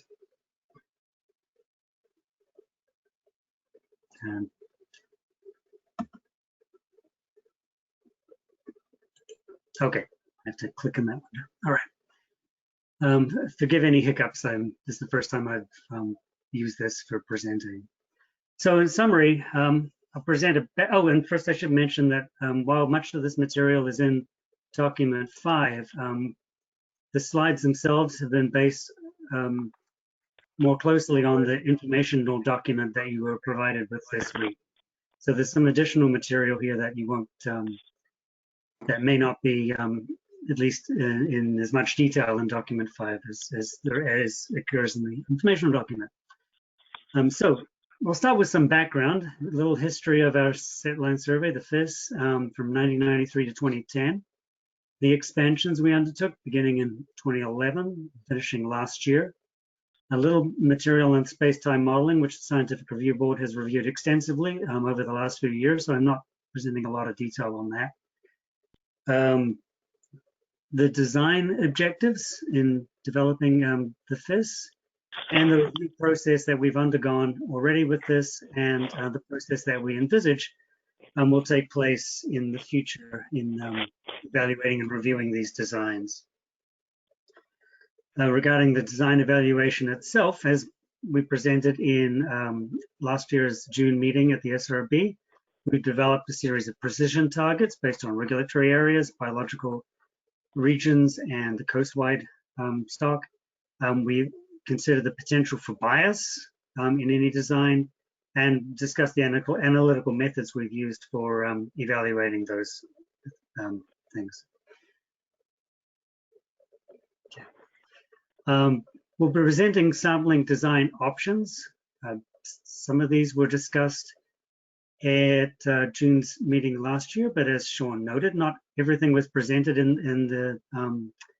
the June meeting or even at the September meeting. We were still waiting for data at that point from their final expansions. And so it was subsequent to that that we developed the full proposal, which is presumably why some of it was somewhat of a surprise. At least our intention was to take the methods we presented at the SRB and had been reviewed by the SRB and apply those to all regulatory areas. But perhaps it didn't, the ultimate design was not how people imagined, so at least some people imagined that application would proceed. In any case, we've developed a couple of design options leading up to the annual meeting. We made proposals at the annual meeting for 2020 to 2022. These were two proposals, a high efficiency sub-area proposal and a compromise proposal, and we'll talk about those in detail. There was a consideration of cost in evaluating those proposals and the feasibility of those proposals. And given the evaluations, the factoring of costs and perhaps the consequences of COVID-19, we've had to revise our proposal for the subsequent years, given that there's a new design for 2020 that was neither a proposal from us nor the adopted design at the annual meeting. And so we'll be looking at implications of that 2020 design for the quality of the data that comes out of the FIS. And please interrupt me with any questions as we go along. I know we have some new people attending the meeting today, and some of this material we're not going into the same detail that we have in the past. But I appreciate any questions that SRB members and others have. So the IPHC Fishery Independent Setline Survey provides data for, among other things, provides data for estimating weight and numbers per unit effort, weight WPE and NPUE, which we use as indices of density and abundance of Pacific halibut. These indices are used to estimate stock trends, and they're used to estimate the stock distribution among, and these are trends by regulatory area and distribution among regulatory areas and by biological region and for the coastwide stock as a whole. And it provides, these indices provide important input into the IPHC stock assessment. And they also provides biological data for the use in stock assessment, ages and weights and so on. So this history from 1993 to 2010, in the space-time modeling that I will introduce or discuss shortly, we're using the time series from 1993 to 2019. But from there were surveys undertaken prior to 1993, beginning in the 1960s and through the 80s. But the design was really standardized beginning in 1993 in terms of the way the fishing was conducted with a standardized bait and a standardized gear. So it's really only the 1993 onward surveys that we, because of that standardization, that we feel comfortable using for current modeling of the FIS data. From 1993 to 1997, the coverage was limited. It wasn't geographically extensive, and generally restricted to the IPHC regulatory areas 2B, 2C, and 3A and 3B, which we'll refer to throughout this presentation as the core areas of the stock, where the largest concentration of biomass occurs. The modern FIS design, so this design, this 1993 to 1997 design, was kind of an evolution of the design that started in the 60s and featured triangular clusters of stations on some kind of grid. This design was revised in 1998 to a 10 nautical mile grid, 10 by 10 nautical mile grid design, which is the same design that is currently in use. And by 2001, annual coverage occurred in all IPHC regulatory areas with a depth range of 20 to 275 fathoms in the Gulf of Alaska and Aleutian Islands, and a depth range of 75 to 275 fathoms along the Bering Sea shelf edge. By 2010, data from other sources showed that not all Pacific halibut habitat was covered by the FIS. In particular, Pacific halibut were present outside the FIS depth range in both deep and shallow waters. This was more true in some regulatory areas than others. For example, we had commercial data that we examined that showed Pacific halibut occurring in deep waters down to 400 fathoms in regulatory areas 4A in particular. And all IPHC regulatory areas had coverage gaps within the standard depth range. Some of those had clear reasons. They were shipping channels, for example. Others, the reason for the gaps in coverage was less clear. Such unsampled habitat meant there was potential for bias in the estimates derived from the FIS data. If the densities in those uncovered in those areas without coverage were higher or lower, or the distribution of ages, for example, was varied in those areas, there's the potential for bias in the estimates that we get from the FIS. So this led to staff proposing an expanded FIS coverage to include the unsurveyed habitat that we'd be missing prior to 2010. This was a major undertaking and not something we had the resources to do in a single year. So we began with a pilot expansion in 2011 in IPHC regulatory area 2A.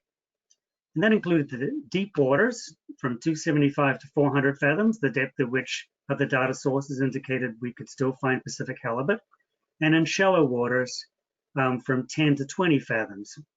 Recalling that previously the depth range of the survey went down to 20 fathoms, we extended it to 10 fathoms. Shallower than 10 fathoms, it becomes difficult to fish our set line gear. And the other missing gaps in coverage within regulatory area 2A. And in 2013, there was another expansion into Northern California, an area we hadn't previously fished, but at which other data sources indicated had potentially reasonable densities of Pacific halibut. These pilots were successful. We found that our charter vessels had no problem or few problems fishing these deeper and shallow waters and filling in the gaps in coverage. And so from 2014 to 2019, we developed a planned program of FIS expansions in all IPHC regulatory areas. 2014, we tackled 2A again, expanding it further into California, and 4A. And in 4A, the expansion, the unsampled stations represented 42% of the total number of stations in regulatory area 4A as we have now. So 42% of 4A was essentially unsampled until 2014. In 2015, we repeated an expansion we actually undertook in 2006. It was sampling the shallow waters of the Eastern Bering Sea, shallower than 275 fathoms, which is our depth range in the Bering Sea. Because it's such a huge area, it's logistically impossible for us to sample that on an annual basis, and certainly not at the density of stations that we sample elsewhere. So we undertook a expansion again in the shallow waters there, and the purpose of that is, purpose of doing that in 2006 was to provide data that we could use to calibrate with the NIMS Troll Survey. And so we could use the NIMS Troll Survey data on an annual basis to fill in that gap in the Eastern Bering Sea using that calibration with our own data, our own survey data. And so we'd have an annual time series for a much wider part of the Bering Sea than we would just have from our own data. And 2015 was to validate that calibration, see if that calibration still held, and that the data we got in 2015 was consistent with the 2006 data.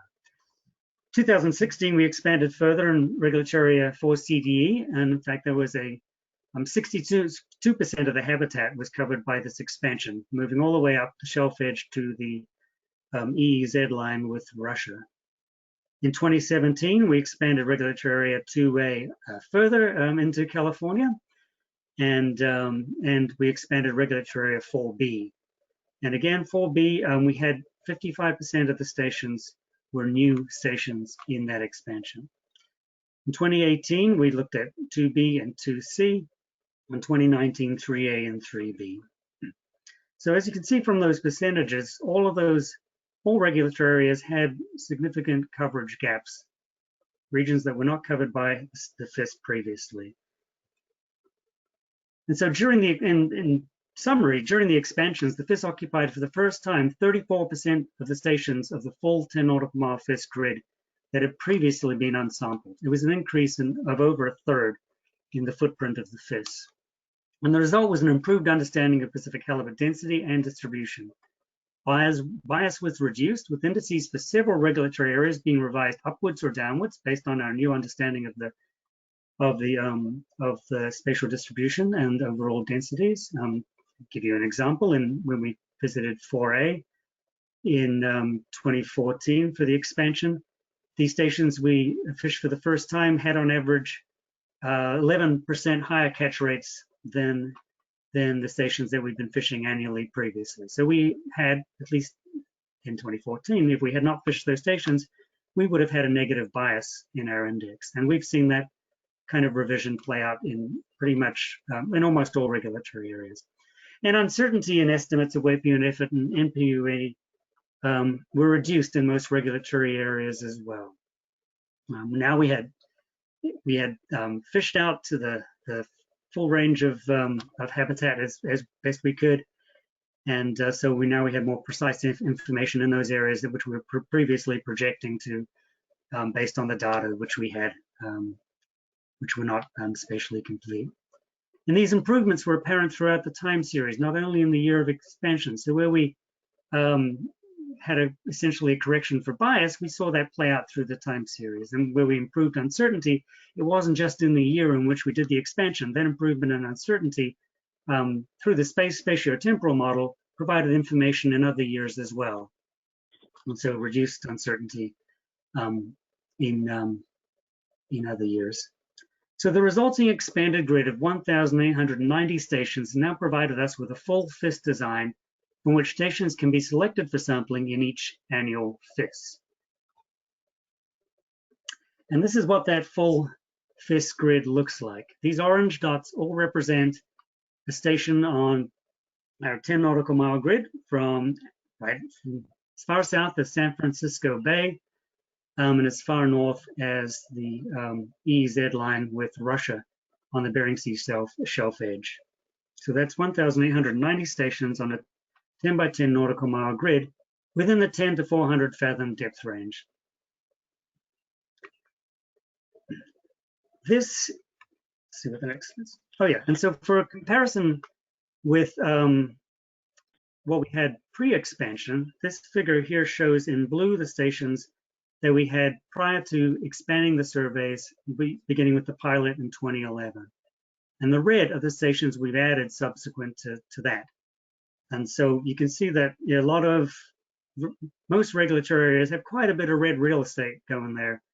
So the expansion was filling in some substantial gaps. And you can see some areas with, I don't know if you can see the mouse or not, the cursor here, but for example, there's big gaps on the 4A, 4B boundary, a large chunk of unsurveyed habitat, which turned out to have very high densities relative to those two areas' averages, and other large gaps in 4B and so on. Sorry, Ray, can I ask a question quickly? Absolutely. On the map there in the, I guess that's the Bering Sea flats, 4E there, it looks like there's paired stations. Is that how that's designed? That's correct. So thank you. This was kind of those stations are not part of the 1,890 station grid that I referred to. Those were the expansion we did in 2015, which is a repeat of the 2006 expansion that allowed us to get data to calibrate our own survey index with the indices that from the NIMS Troll survey. So because that's a very large area, we didn't have the resources to fish at the same density in those stations, but to make it more logistically feasible, we fished a paired design, and so we could fish 2 stations in a day, not just 1 station in a day, get a little bit of extra data for our effort, and at a much wider, I think it's a 60 nautical mile spacing between those. And those are pegged to NIMS Troll survey stations. So each pair corresponds to an existing NIMS Troll survey station, allowing us to do a more accurate calibration. So that's an example of what we might call an ad hoc addition to the FIS design. Another example is in regulatory area 2A, where in 2017 and 2018, I think, we had a dense grid added to the North Washington coast. I think you can kind of see that with the extra red blending in with the blue there. Right. And that was to meet another request for information that was concerned that we didn't have high quality information in there, and we were missing some of the fish. So as well as the FIS expansion itself, there have been some ad hoc additions to the FIS. And we envision, sorry? Okay.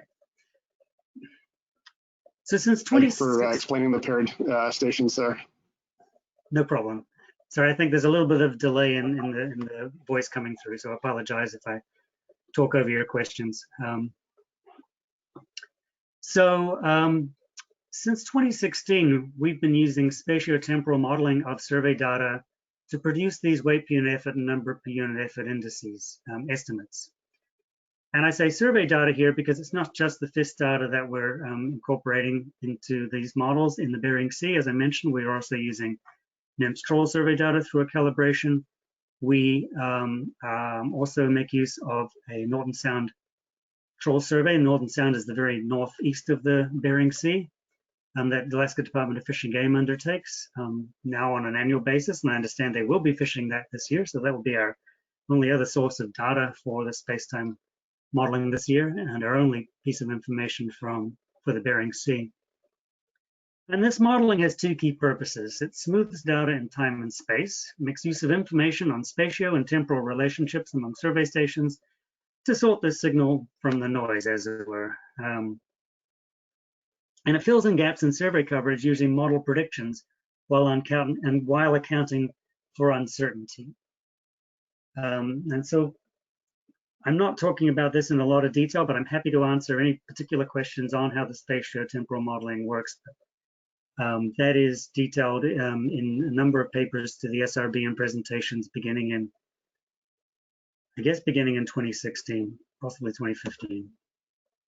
So yeah, as I noted, this has been reviewed and repeatedly endorsed by the Scientific Review Board. For example, in 2018, they reiterated your endorsement of our approach, and we have a paper that's been accepted for publication on these methods. I'm expecting, I guess everything's slowed at the moment, but I've been expecting the final proof for review any moment, at least for the last month or so. So it's still at present is in press. I don't know if there's a version on the website or not under latest papers or something, but that's been accepted anyway, and it should be appearing very shortly. And Ray, may I ask just quickly, is this the VAST model, or is it something custom for this? It's using our INLA, which is using methods very similar to the VAST model. So it's using the integrated nested Laplace approximation methods that I think underpin at least a chunk of VAST, but it's done within R using the R-INLA package from R. So very similar to what they're doing in VAST. Okay, thank you.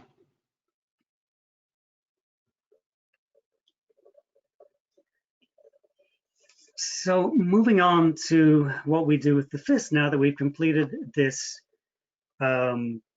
series of expansions, we now have a full design that we can work with. Probably can't fish it the whole thing every year. So we've developed some objectives which were presented, I think, for the first time at the interim and annual meetings to help guide us in developing these designs. And so we have a primary objective, which is the scientific objective, the scientific goals. Sample the Pacific halibut for stock assessment and stock distribution estimation. And associated with each objective is a design layer.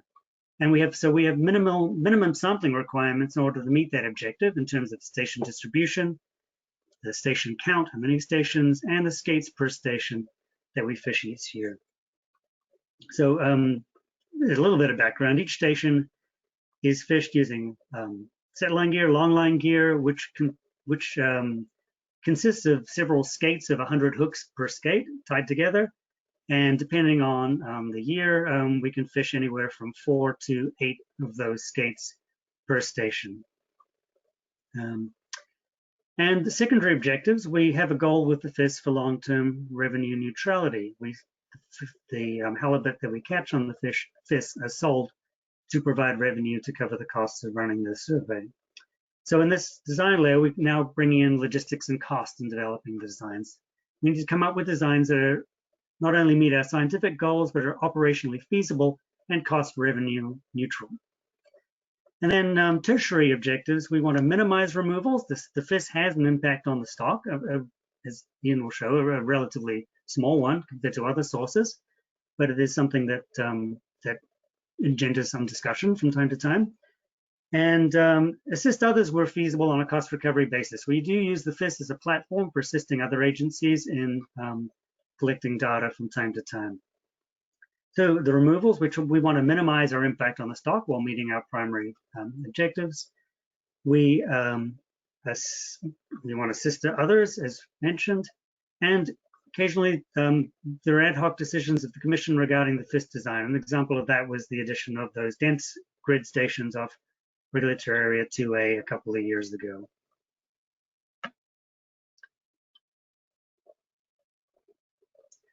So now the review process. This is all quite new, and things have moved relatively quickly since SRB016 when we first presented our ideas for evaluating future designs. So the process has kind of evolved, and it may evolve still, but this is how it's occurred to date and how we imagine it occurring in the future.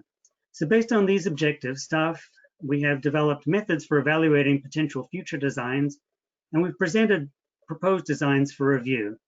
The methods that we are using were evaluated. Those evaluation methods were reviewed last year at SRB014 in June. We put forward design proposals for 2020 to 22 at the last interim and annual meetings. And at the annual meeting, the commissioners adopted an enhanced version of one of the proposed designs. So they took one of our designs and said that they wanted to see more effort placed in a number of regulatory areas. And we consider the designs that we propose sufficient to meet the data needs, but we can always use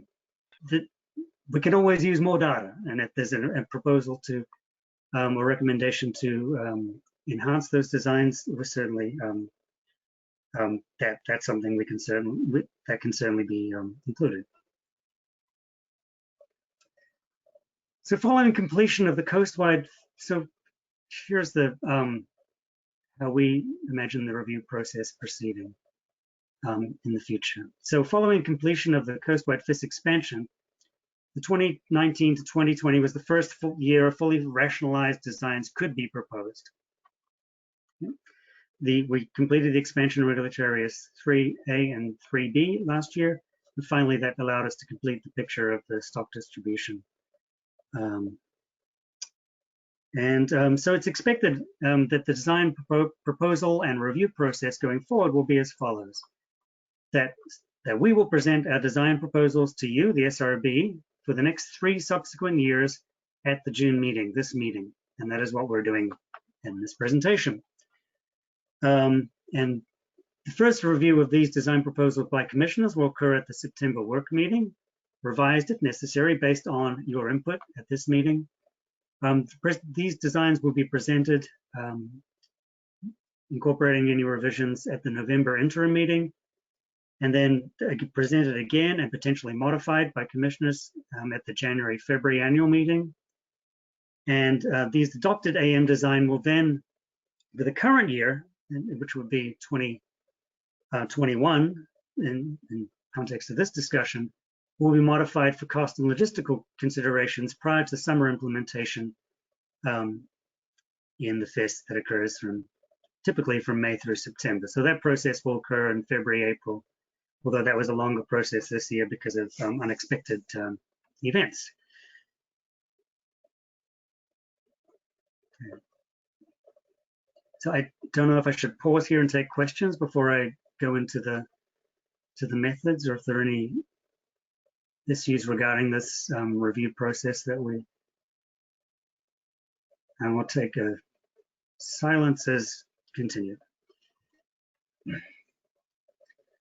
Okay, so as we presented last year at the June SRB meeting, we evaluate any design proposal first we set data quality targets that these proposals must meet. Then we can determine geographic sampling priorities and sampling frequency. We test the designs using simulated data sets. We can propose design options that will move forward for review. And if necessary, modify the designs to account for cost and logistics. So the first of these, data quality targets, we looked at 2 aspects. We looked at precision and we looked at bias. We want to maintain data quality in terms of precision. We have a survey that produces precise indices relative to most other surveys.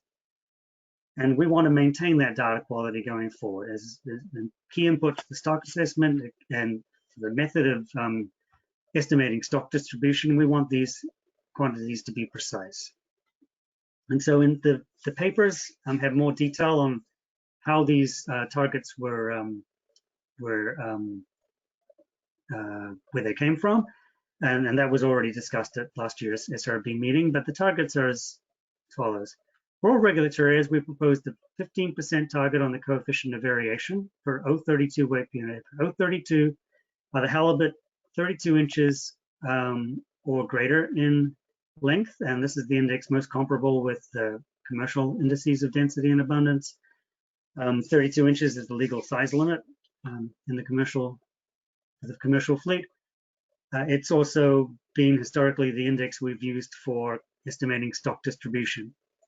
Likewise, for all sizes weight per unit effort, which also includes fish under 32 inches, and all sizes numbers per unit effort. And we do not have a target for by regulatory area because that index is used for input into the stock assessment, and the stock assessment uses it for biological regions and for a coast-wide index. So for biological regions 2, 3, and 4, biological region 2, Ian will talk about these, I'm sure, is regulatory areas 2A, 2B, and 2C. Region 3 is 3A and 3B, and 4 is 4A and 4CDE.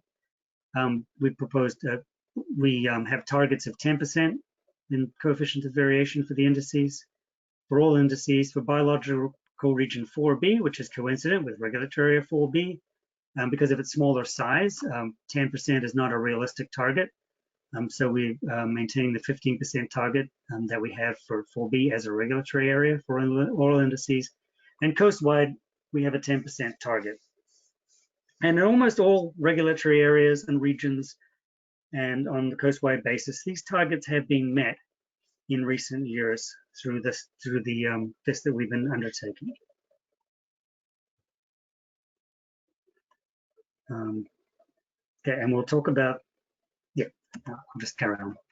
So as well as precision, we want to make sure that any design does not have the potential for appreciable bias coming into that design. If we're going to subsample these 1,890 stations, we want to do it in a way that doesn't introduce bias. And we know that the old design had some bias in it, in that it was undersampling in some areas high density and undersampling lower density areas in other regulatory areas, for example.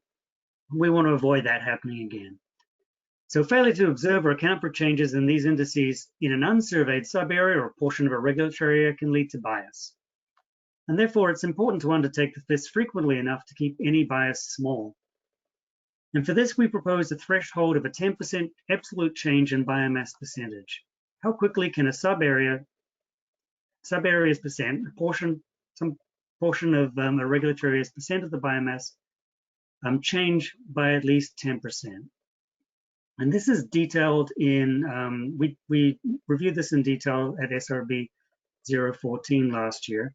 It's in, it is discussed in paper 5, and it's also in the appendices in the informational paper, how we look at that for an individual regulatory area. But we know that the potential for appreciable bias can be minimized by sampling each sub-area with sufficient frequency.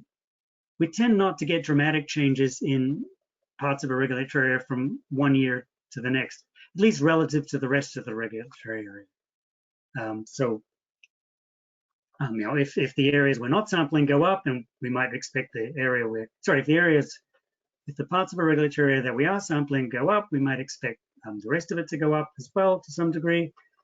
So it's appropriate to look at relative change here rather than absolute change. But in evaluating this, we were guided by the relative changes in the historical time series for sub-areas within each regulatory area. And these methods were reviewed, as I mentioned, they were reviewed in detail.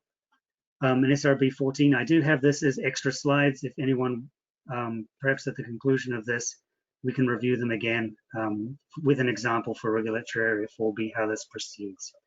But essentially, we look at the proportion of biomass in each of the sub-areas within a regulatory area, see how those change relative to each other, and we target more frequent sampling with those areas, those sub-areas that change to a large degree more frequently, with greater frequency, with high frequency. And through this, we should be able to control bias and keep it low while still having a logistically feasible design. And we'll come to why we might consider this type of design in a moment. So the analytical methods, we examine the effect of subsampling a management unit on precision as follows.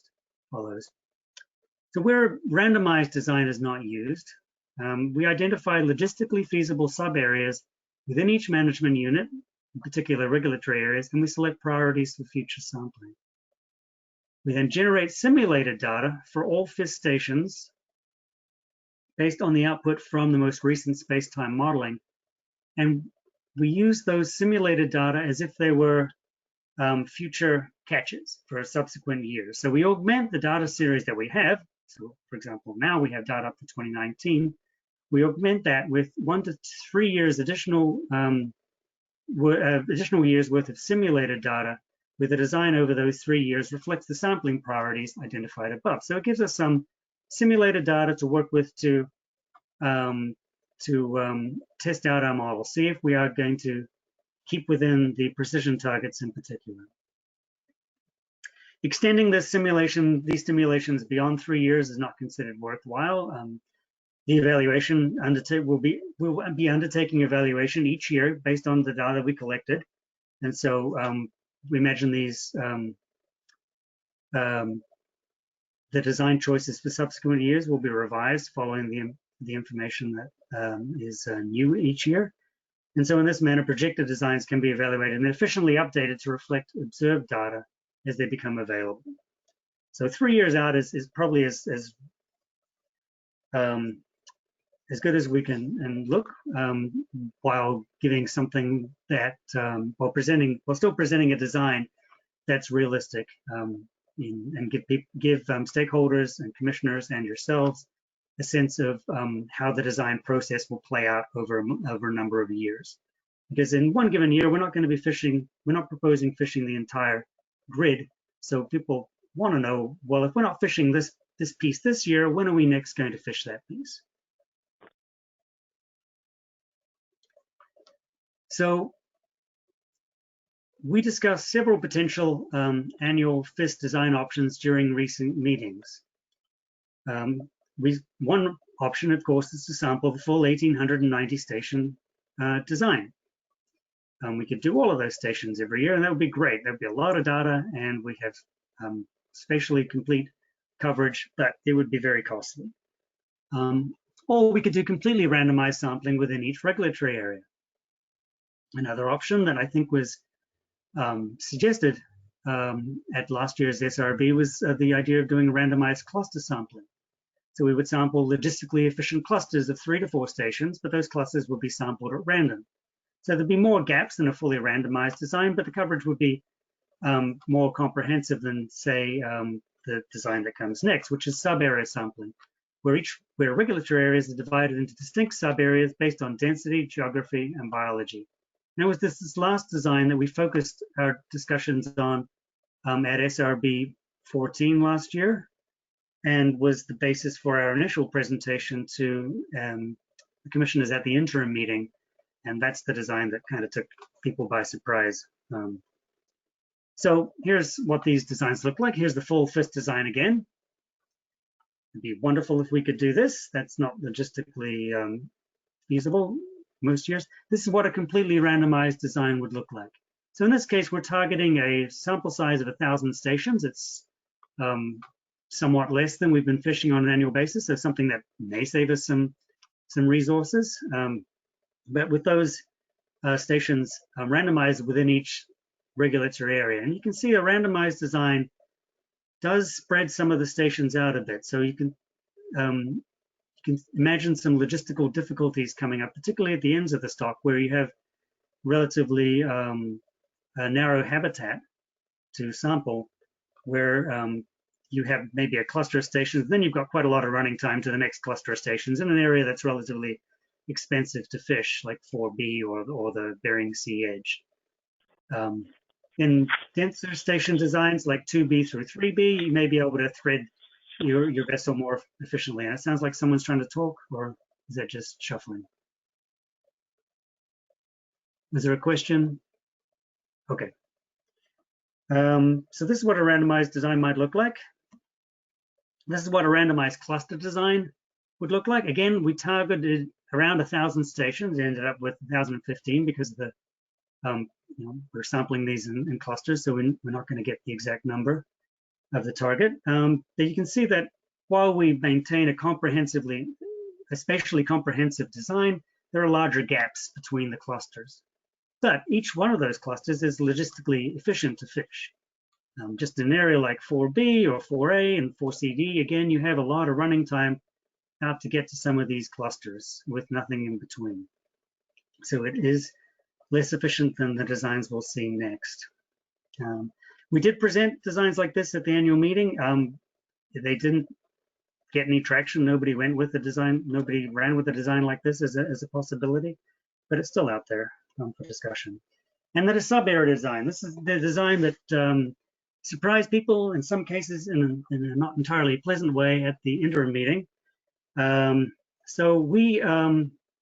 The idea here is that, so this design, as is the case with the cluster design, we're bringing in consideration not just of the primary objective of meeting our scientific needs, but also of secondary objectives of logistics and cost and revenue neutrality. And this is certainly the case here. We proposed initially a sub-area type design to maintain a logistically efficient sampling design. The idea with this design, well, first take a step back. At SRB016, we presented this design for regulatory areas 4B, and in the presentation, we also looked at regulatory area 2A. And for 4B, for both of those regulatory areas, we divided them into 3 sub-areas, and this is in the extra slides, an example of this, or examples of these, and also in the meeting materials documents, particularly info paper 2. We divided 4B into 3 areas based on geography and density and biology. This high density area here in the east, near the border of 4A, which we should sample frequently. It has much higher densities in recent years than elsewhere in 4B. We can sample this, according to our evaluations, for the next 3 years and still meet our precision targets. But after 3 years, we start to get concerned about bias coming into that design by not sampling these other areas. So our evaluations showed us that we should visit these other areas, at least particularly this area, within a 3 to 4 year period, and this one perhaps less frequently. But there's more detailed discussion in the material. There was a basis for each of these, of the design for each regulatory area here. And we also proposed a full design of 4CD. It's a very dynamic area with dynamic climate. The stock indices seem to be suggesting a northward movement in the center of biomass. So it was an area we really wanted to get more information on, and we hadn't revisited this full design since 2016, and things have changed quite a bit in the last 4 years in terms of the environment and the stock. And in the core areas, we had and I think I'll go into this in more detail in later slides. We had a different basis for coming up with our sub areas to fish, but the idea was that we would rotate in and out these sub areas. So over a 2 year period, we would still be fishing all stations within these regulatory areas, but to perhaps make a more efficient, logistically efficient design, we could afford to leave 1 or 2 parts of each regulatory area out every year. So, core regulatory areas versus the other regulatory areas. I've made this distinction before earlier in the talk, and it is helpful to consider these 2 groups of regulatory areas.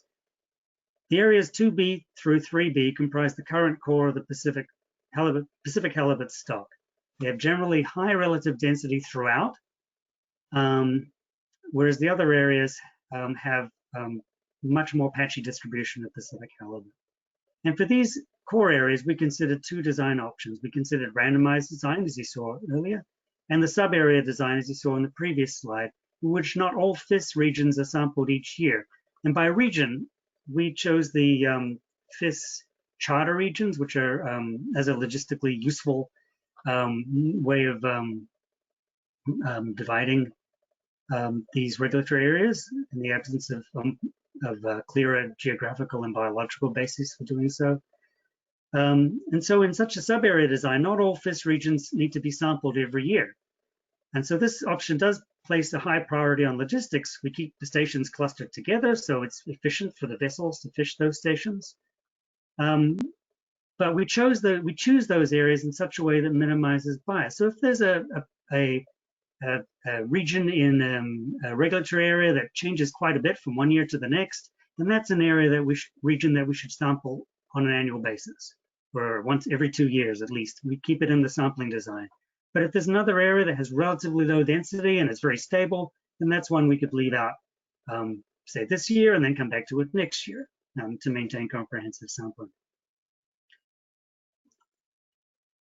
So while we presented such a design for the ends of the stock, we had not, at the interim meeting, we had not presented this design to the SRB or the commissioners prior to the interim meeting, and that's where the surprise value came. So for regulatory areas 2A, 4A, and 4B at the ends of the stock, these regulatory areas each contain local areas of relatively high and low densities. And evaluations of sub-area design show that the primary objectives can be met by prioritizing the sampling of high density, temporally variable sub-areas by sampling these frequently, for example, annually, and the sampling the other sub-areas less frequently. So we can maintain our precision targets, and we can minimize the chance of bias by prioritizing our sampling appropriately. And then 4CD, I mentioned when talking about the map, our sampling there, our indices there do depend heavily on other surveys. And so while, at least from a statistical point of view, it may be possible to reduce the sampling while still meeting the targets, we note the following. The ecosystems have been anomalous in the Bering Sea for several years, making the distribution of Pacific halibut more difficult to predict in the unsurveyed habitat. And the IPHC has increased interest in better understanding density trends and possible links with Russian waters. And this is where our survey grid meets the Russian US EEZ line.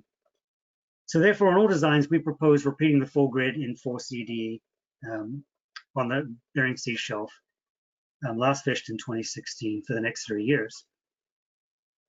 So the design proposals that we presented at the annual meeting, and some of which were first introduced at the interim meeting, will be as follows. And these designs meet the primary objective of sampling Pacific halibut for assessment of stock distribution, and they could be enhanced, as the commissioners did at the annual meeting, in order to meet other objectives related to science, logistics, cost, and resource extraction policy. So proposal 1, at the annual meeting, we call this the high efficiency sub-area design. This design depends entirely on fishing sub-areas, large clusters of adjacent stations, and while it meets the primary objective, it also heavily emphasizes the secondary objective by accounting for logistics and cost. And so we presented this design for 2020, which was first introduced at the interim meeting, and we just saw the same slide just before, showing a sub-area based design for all regulatory areas. And if we move to 2021, we see that at least in some regulatory areas, particularly in the core of the stock, those sub-areas shift.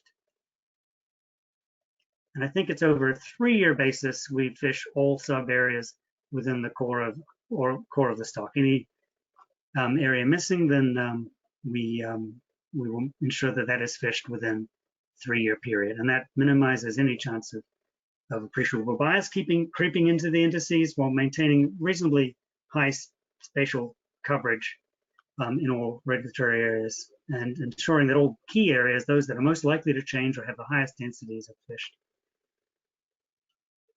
That's 2022. And you also note, for example, in 4B, switching from 2022 to 21 and back, 4B, the design switches. We take away the high density area that we fished in 2020 and 2021, and we move our effort to the west of 4B. And we do something similar in 4A. We fish the edge of the Bering Sea edge there, which is a relatively stable area compared to the west of 4A.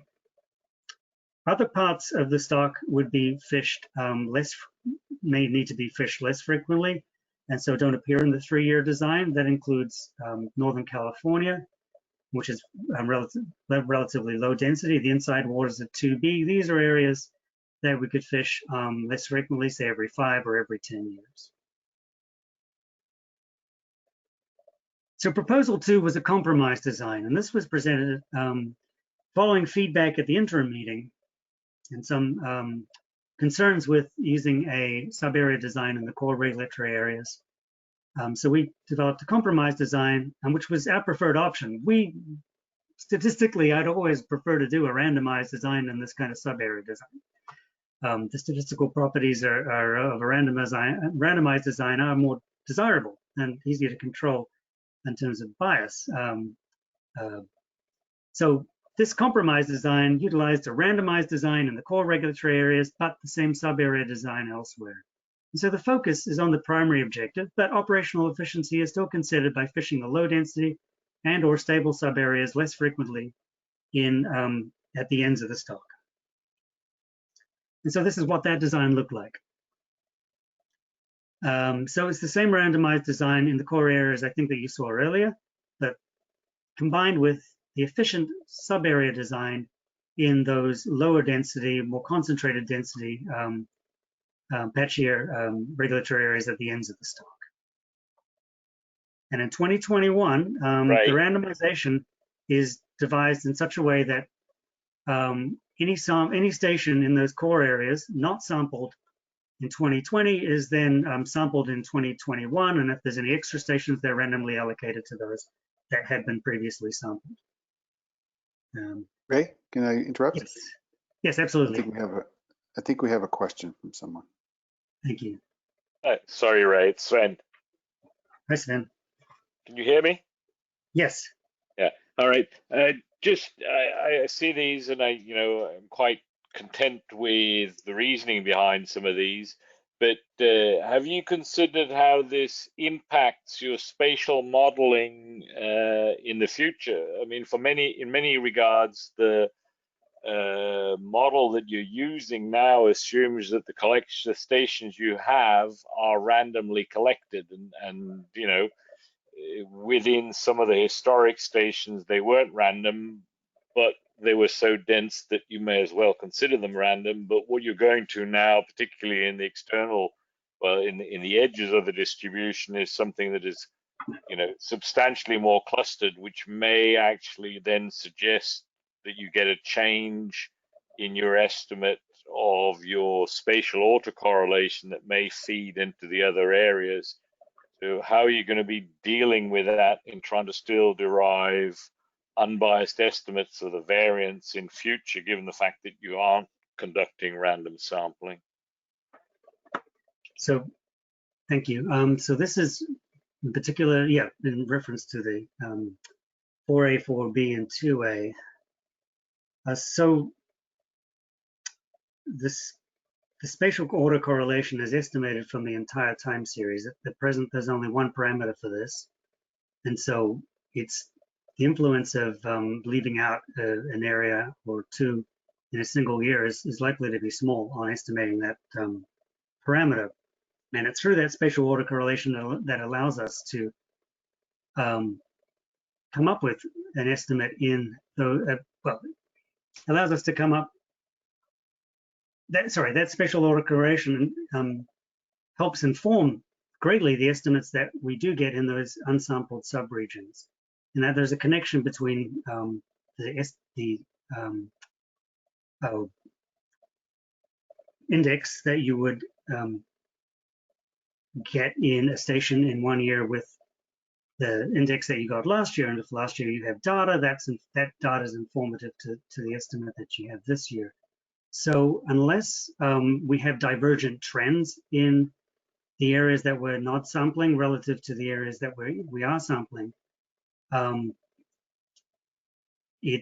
greatly divergent trends, we should be protected against from bias creeping into the estimates, and that's why we want to sample these with relative frequency.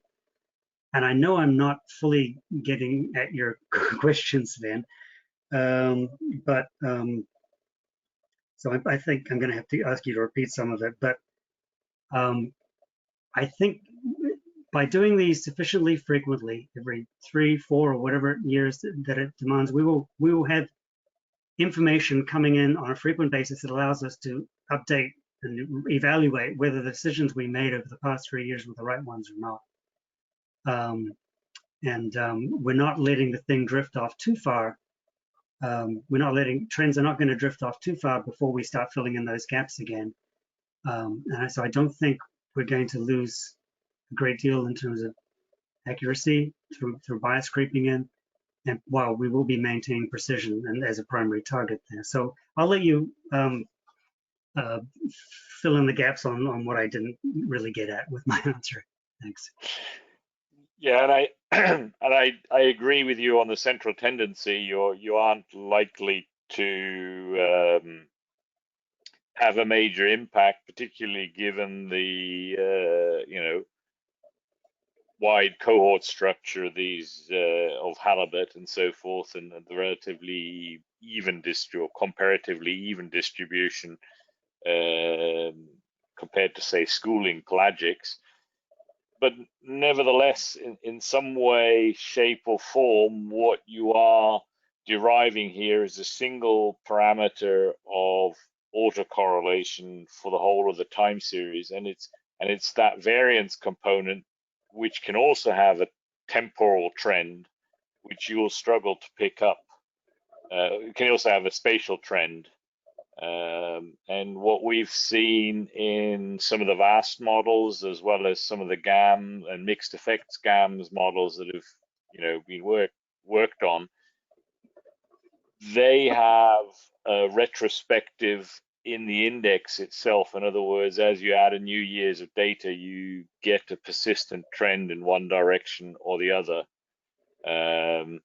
And that makes it difficult to try and get a stock assessment without a retrospective trend. So there are impacts to these assumptions about variance being constant as well. And I just wanted you to, I wanted to understand how you're going to deal with it. And I guess what you're saying, statistically, you're not going to deal with it. You're going to assume that because you are only modeling a single factor over the whole time series, you're going to not impact that estimate of the spatial autocorrelation in any given year. Is that right? That's correct. I would imagine that the impact would be small, and that's what I've seen in the 4 years that I've been modeling these data, 4, 5, whatever it is. That spatial autocorrelation parameter has not changed appreciably in adding additional years to the data. It is very high in almost all, I think in all regulatory areas. It's in the order of 0.9 to 0.95.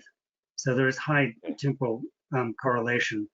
Adding data so far has not had an impact on that parameter. So that is something, I appreciate the concerns. I'm certainly fitting a simple model. This is a relatively simple model for each regulatory area. And in the second presentation, we do talk a little bit about adding a little bit of complexity to account for some of at least some of the things that you're talking about here. I don't know if I'm interested if the VAST people are allowing correlation parameters to vary temporally or not. It's something that if you directed us to look at that, or if you requested that we look at that, it's certainly something that we could consider. Maybe the first step is to present to the SRB the estimates that we've had over the last few years, and note how little or how much they've changed in those parameters, and with the addition of additional data at the end of the time series. Yeah, thanks, Ray. I mean, just to clarify, I mean, it's all speculation. In the end, you have one data set from which you're working, and it's very difficult to ascertain. You know, there's various degrees. Obviously, when the stock distribution or where the abundance changes dramatically in the stock due to fishing, as it is more likely to for some stocks than it is for others through natural variation, you do tend to get that parameters change much more dramatically. So it's a question of condition. So I don't know that you can do a lot to test this numerically, particularly because you seem to be stuck with having to use simulated data as opposed to resampling with a lot of this because of how long it takes for that model to converge. But at the same time, I'd like to see a little bit more clarity on how you're going to test this for bias in your model how to evaluate for model bias. You're looking at area bias in the sampling design, but not necessarily stuff introduced through model bias in the spatial model. So just that there is some process so that we make sure that that gets reviewed regularly. Okay, thank you. Appreciate the comments.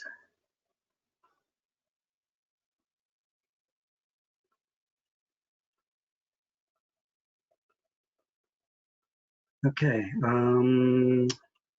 moving along. So in our evaluation, looking at the precision side of the evaluation, we projected CVs for 2020 to 2022 for that compromise design. We also did the same for the full sub-area design as well, but as an illustration, I'm presenting just the compromise design here. Recall that the target coefficient of variation is 15% in all IPHC regulatory areas.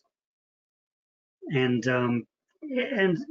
just following on a comment we had last year at the SRB, it's generally the case that the variance is roughly proportional to the mean for these for IPHC weight per unit and numbers per unit and indices. So the coefficient of variation is a reasonable thing to consider, a reasonably stable target to consider. So our target is 15%. Based on those designs that we just saw for 2020 to 2022, we were projecting that we would be within target in all regulatory areas for the next 3 years if we implemented those designs. So those designs, even though they weren't spatially comprehensive outside of the core areas of the stock, they were sufficient to provide highly precise indices of density and abundance. And you can see where it gets, I believe I was told not to put a decimal point in any presentations of coefficients to variation to the SRB, so apologies for doing that. I slipped there, but I think they're still easy to interpret. You can see that the areas where you are starting to get close to the target of 15% is the very ends of the stock 2A, which has always been just barely below the target anyway. And 4B. And 4B in 2022, that's the year we proposed just fishing the less dense parts of 4B in order to reduce the potential for bias if the trend had changed quite a bit in those areas within 2 or 3 years. And by leaving out the most dense part of 4B, the precision becomes somewhat poor.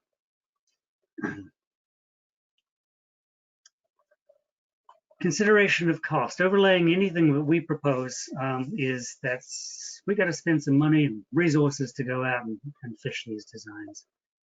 And so both the sub-area and the compromise design already incorporate some consideration of costs. We built it into the designs, thinking ahead to our FIS staff and how these designs are implemented on the water.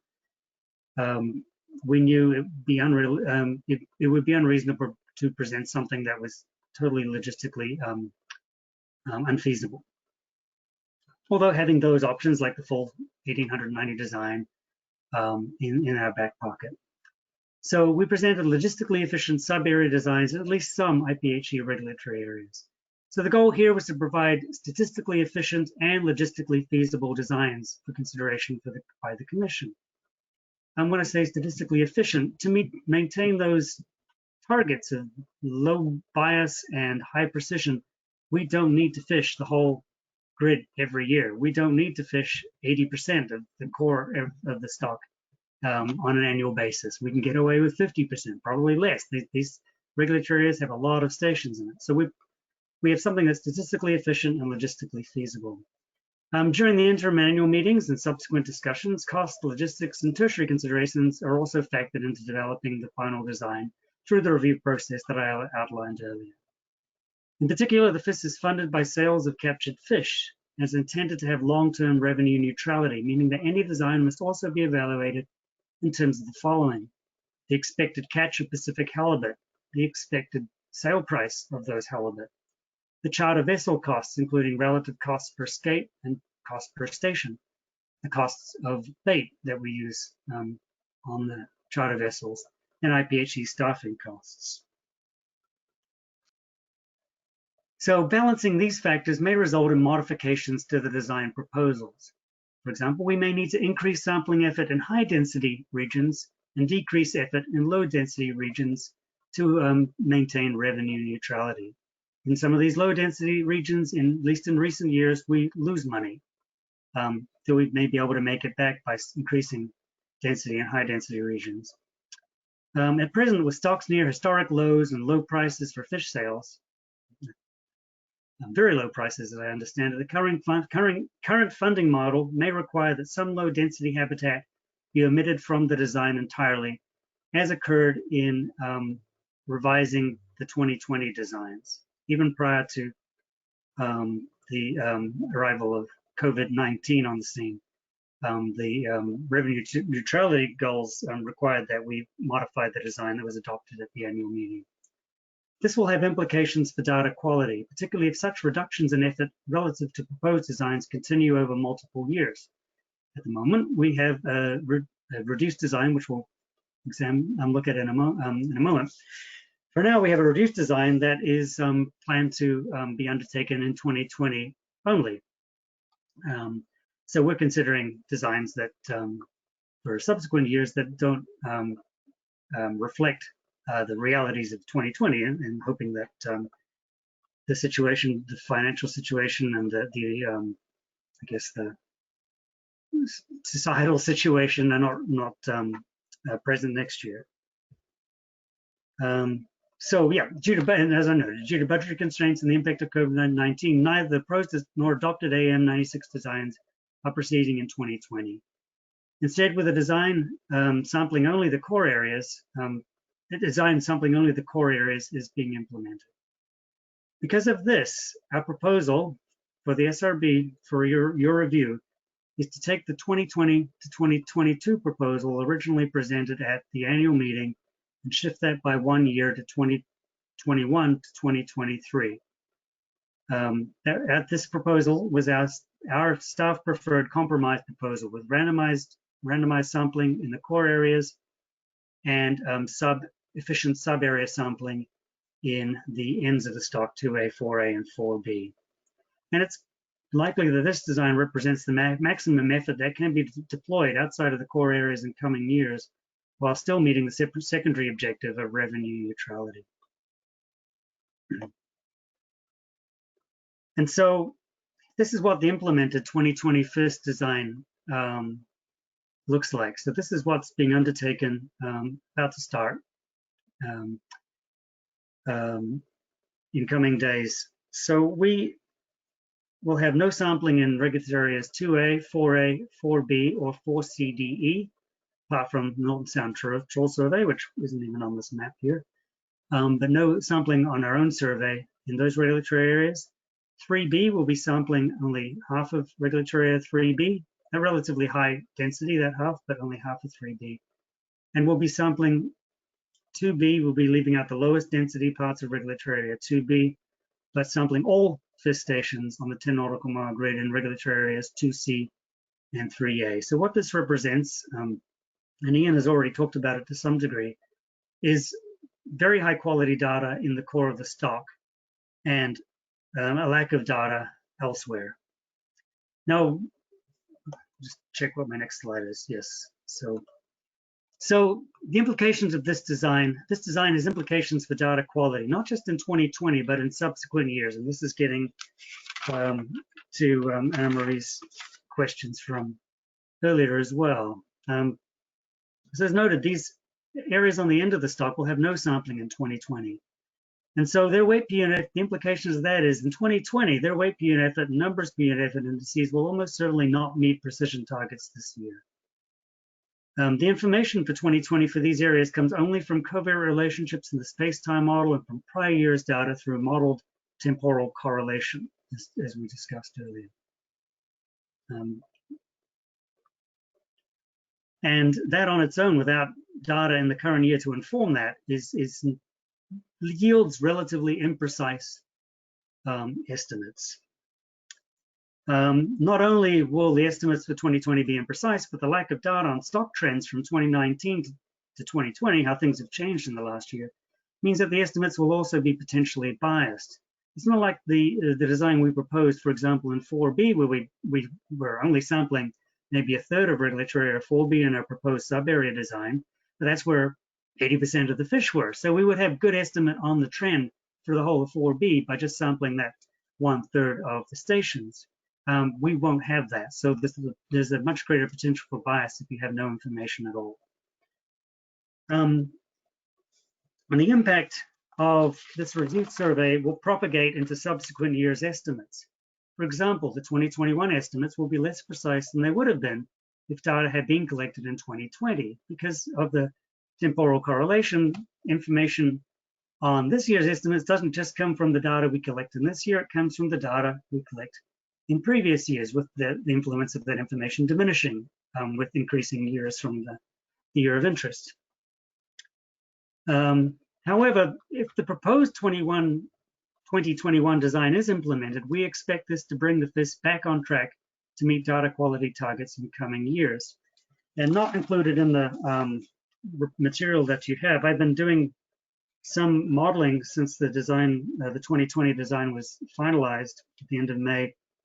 I started doing some modeling using simulated data for 2021 to 23 to see how the CVs coefficients of variation would look for some of these end areas.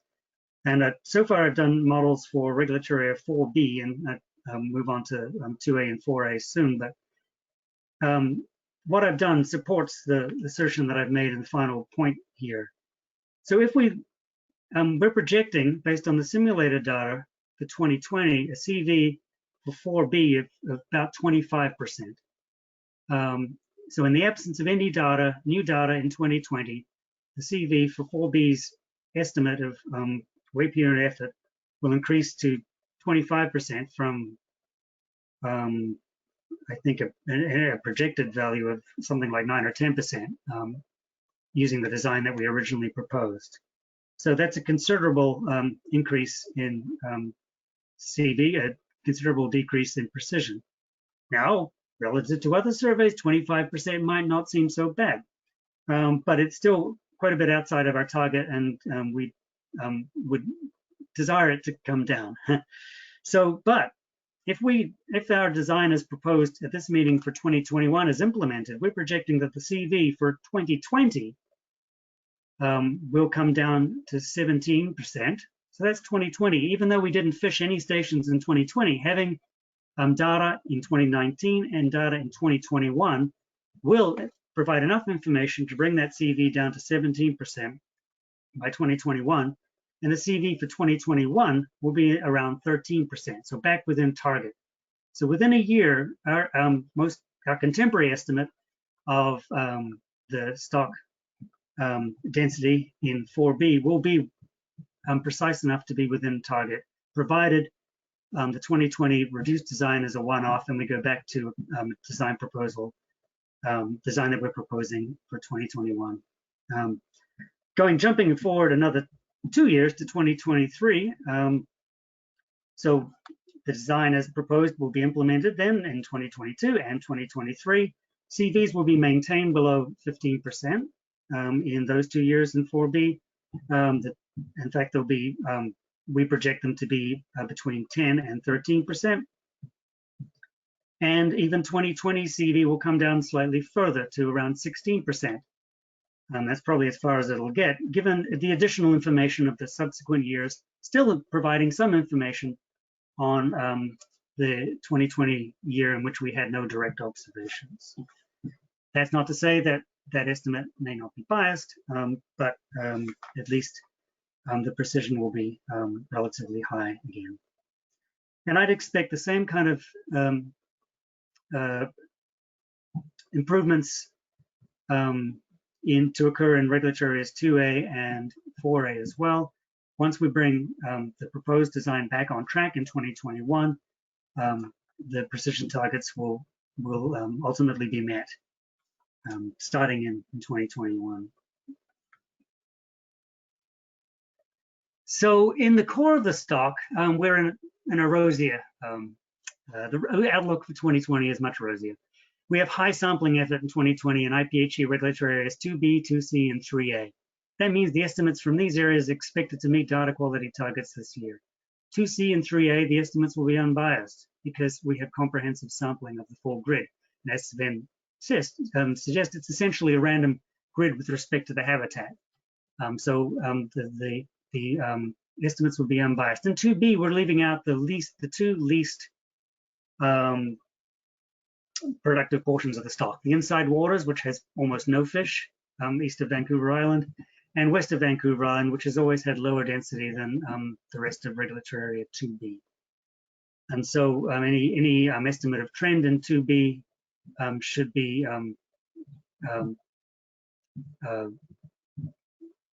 almost entirely lacking in bias. And also the estimate will be very precise given the high number of stations fished in 2B. Sampling is reduced quite a bit more in 3B, but we expect it to be sufficient for precision targets to be met. CVs have been well within the 15% target in recent years in this regulatory area. And in fact, they've been quite a bit less than 10% in regulatory area 3B. So we're well within the target. Having only 50% of the area fished in 2020 should not be enough to get us outside that 15% target regulatory area 3B. And in terms of bias, there is a potential for modest bias by skipping the western part of 3B. It is an area that is relatively dynamic. It does change a bit from year to year. But we do have trend information coming from the eastern portion. So we still have some trend information for 3B. And so the potential is, I would characterize it as modest. So recommendations.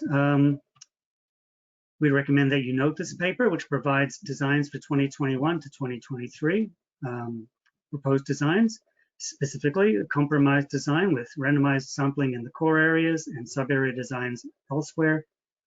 And this being representing a shift of the original 2020 to 2022 staff preferred proposal by 1 year, that you endorse those designs and request any further analyses related to this work to be provided at the next SRB meeting. And that's the completion of the main part of my presentation. I do have extra slides which go into more detail about the origin of the basis for picking the sub areas that we picked and the use of past time series data to determine sampling frequency of those sub areas. But I'm happy to take any questions or take a small break if that's the desire of the committee. Thanks, Ray. We do have 9 minutes to the scheduled break, so maybe we can just open it up to some questions for now. I have a simple one. I think, just to clarify here, recommendation 2 is to endorse the proposed compromise FIST designs. Is that right? That's correct. That's the one you want, yeah. That compromise is the only proposal that we're making at this meeting.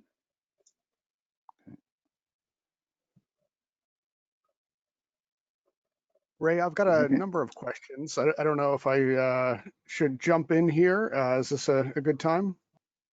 Sure. I'm sorry, I don't have anybody's faces on the screen, so I can keep control of this.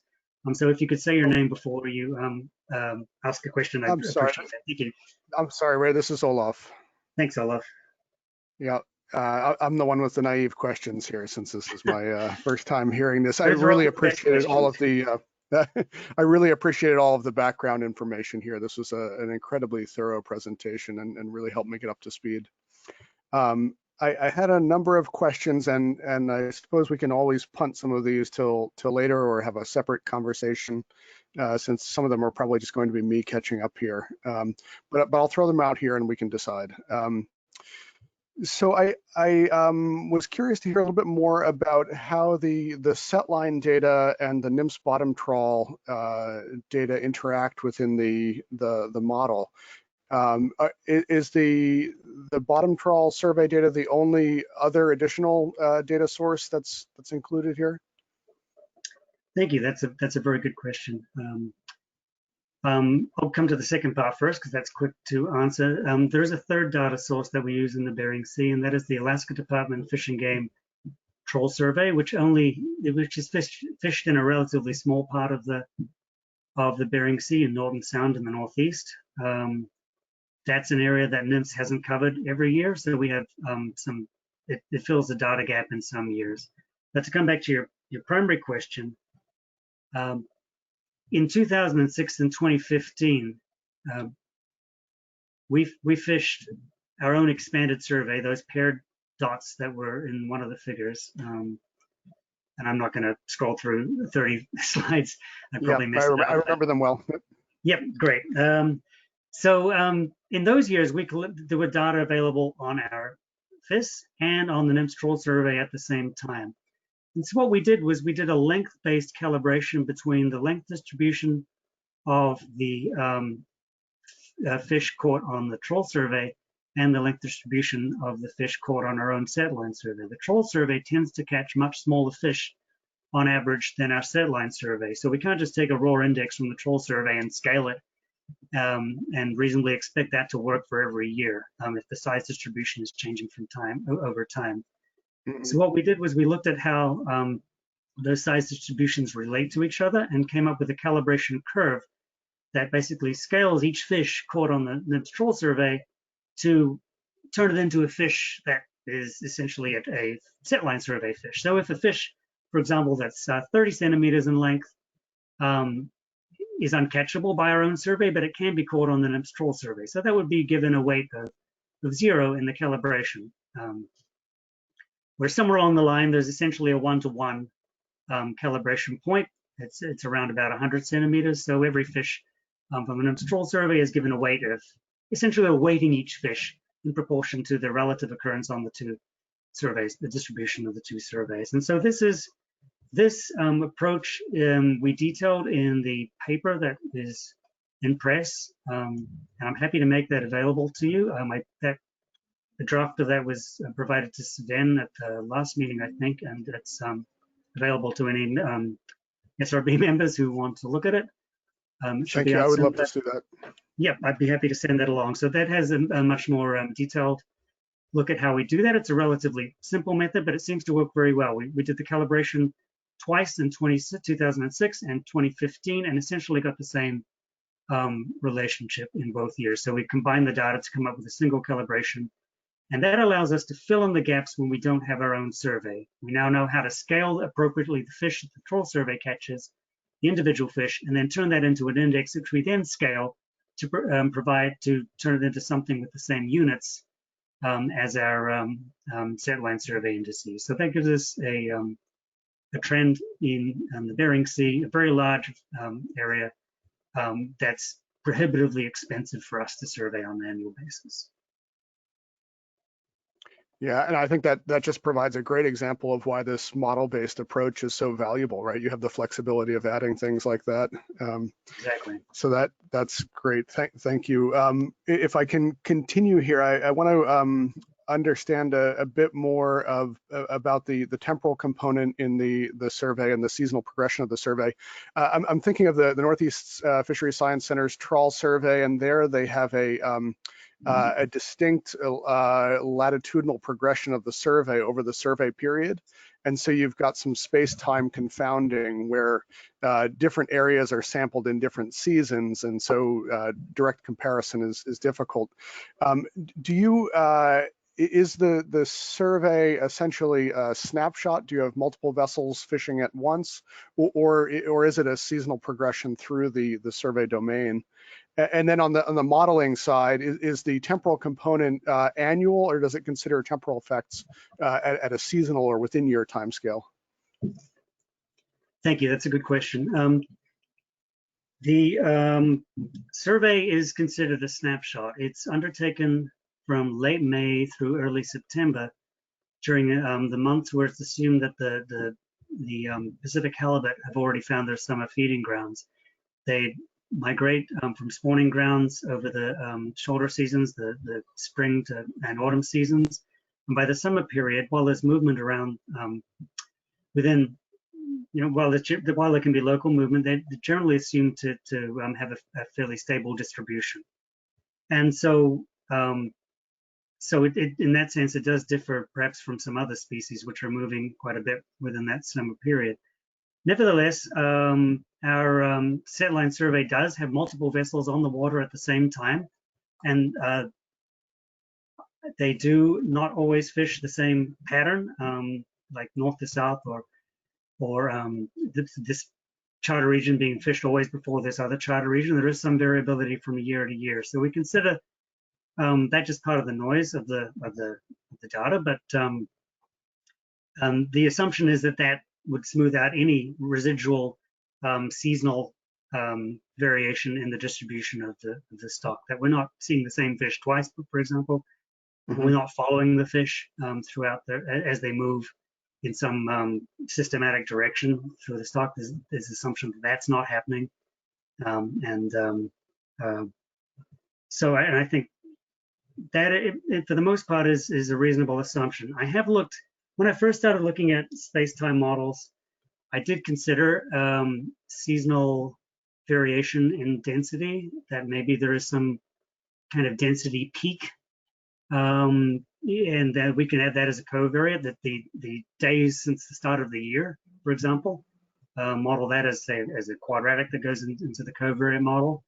I didn't see a lot going on there. It was very small relative to that seasonal effect was very small relative to the noise within the data.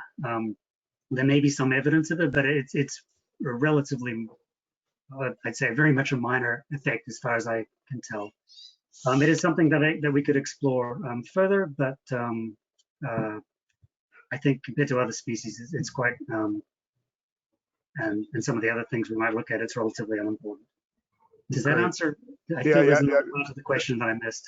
No, that's it exactly. The other part was how the model treats time, and it sounds like it's an annual time step, but you've investigated. It's an annual time step. That's right. Yep. Yep. We do have the flexibility to add seasonality as a covariate, but apart from some exploratory work, I haven't done that. Great. So if I could, I'm sorry to monopolize the time here. You should, Sean should cut me off at some point. But you mentioned the covariates and the covariate relationships. Are there oceanographic covariates that you're referring to there? That is something we're exploring. That's an ongoing area of research. The covariates at the moment are very simple, and we have bathymetric depth, because in most regulatory areas there does seem to be some relationship with depth, or that relationship varies from area to area. That allows us to soak up some variability through a covariate that and improve prediction on unsurveyed stations through that. And the only other, unless I'm forgetting something, and Ian is welcome to jump in if there's something I've neglected, but the only other covariate that we're including, covariates that we're including in the sort of production version of this model that we use every year for producing the estimates are latitudinal covariates. So, and that again is to help in prediction. For example, in regulatory area 2A, we've only fished south of 40 degrees north in California once or twice, part of it once and the whole part, so most of it once and a small part of it twice. And it's very low density. So in order for us to better predict in that area, we put in a latitudinal covariate north and south of 40 degrees north, so that outside of the years in which we sampled, we're still going to predict low density. It's not going to drift off as it would if you didn't have a covariate anchoring it down.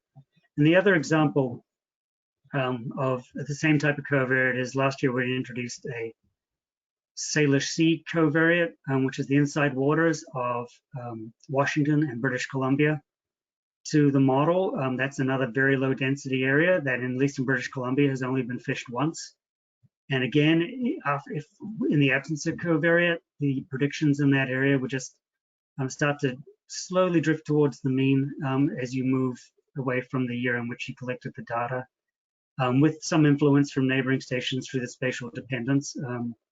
But so in order to avoid that happening, we put in a covariate there. And I'm trying to think if there's anything else. The second presentation I have talks a little bit about a different type of covariates, but we'll come to that at the time. Now, the second part of your problem about question about oceanographic information, that is something we're looking at more and more closely about whether to include that in some of these models. And it's more of a research tool than anything else to help understand the factors that are driving perhaps changes in the distribution of Pacific halibut, rather than something that is necessarily going to improve our estimation of these trends in density. And so our own FIS collects oceanographic data using CCAT's water column profilers on each survey station that we fish.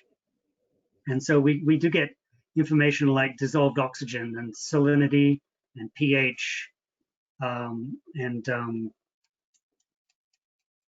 temperature, bottom temperature, and one or two other things that we've been using to do some exploratory modeling. In fact, we're working on a paper or two which includes some of that modeling. And our focus has been on the most dynamic parts of the stock, and that is regulatory areas 2A and regulatory area 4CDE. And in 4CD, we're particularly interested in how climatic changes are potentially affecting the distribution of stock in the Bering Sea. And in 2A, it's an area that's had hypoxic zones in the recent past, which can have a severe effect on the density of Pacific halibut, severe localized effect on the density of Pacific halibut.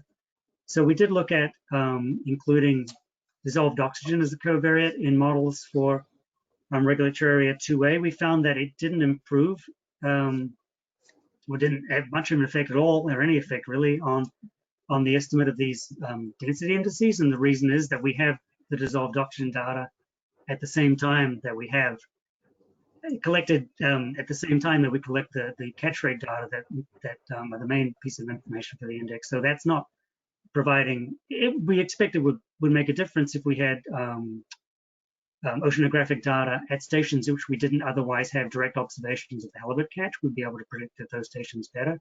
Right. But given that we don't have that, it didn't improve the prediction. So it's not part of the production model, but it's part of our research models and helping understand what might be driving changes in Pacific halibut distribution. Yeah, that's right. I mean, I think your CVs are so low already in most of the regions that your scope for improvement with covariates is pretty small. Nice problem to have. Yeah. So I. Okay, I think I will. I think I'm going to interrupt here. I knew you would. Good. Yeah. Well, we're about an hour behind schedule almost at the moment. Oh, okay. And Ray, you still have another section. I have another presentation. It's much shorter than this. This was the main presentation. Okay, and we're due to end the presentations in about an hour from now. Okay. So I propose maybe we take a short break. Maybe a 5-minute break. Does anybody need longer than 5 minutes? Hearing nothing, I'll take that as a no. So maybe we'll take a 5-minute break, and then we'll pick up with 4.2, and maybe we can get to Olaf's questions later. Maybe we can talk about them in the drafting session. It could be something that I or Sven or somebody can, some of these issues we can cover quickly there. For sure. I've actually got a couple of questions as well, Sean, for Ray. We could craft them as a questions for discussion later. Yeah, or I mean, we're going to be chewing into the stock assessment. It seems like Ian has about 90 minutes total there, Ian? We had budgeted 90 for the stock assessment, but I can definitely shorten that down. There's nothing new in my presentation that's not in the document, and I can move relatively quickly through that. So I suspect if you can give me 25 to 30 minutes, I can get through that material.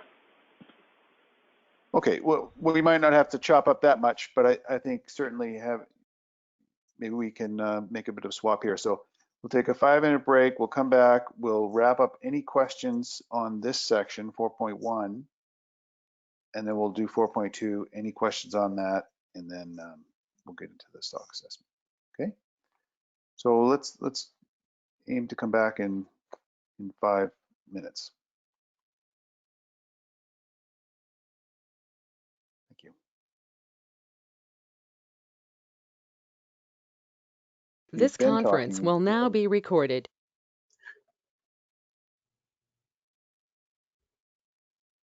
Okay, I'm ready when anybody else is.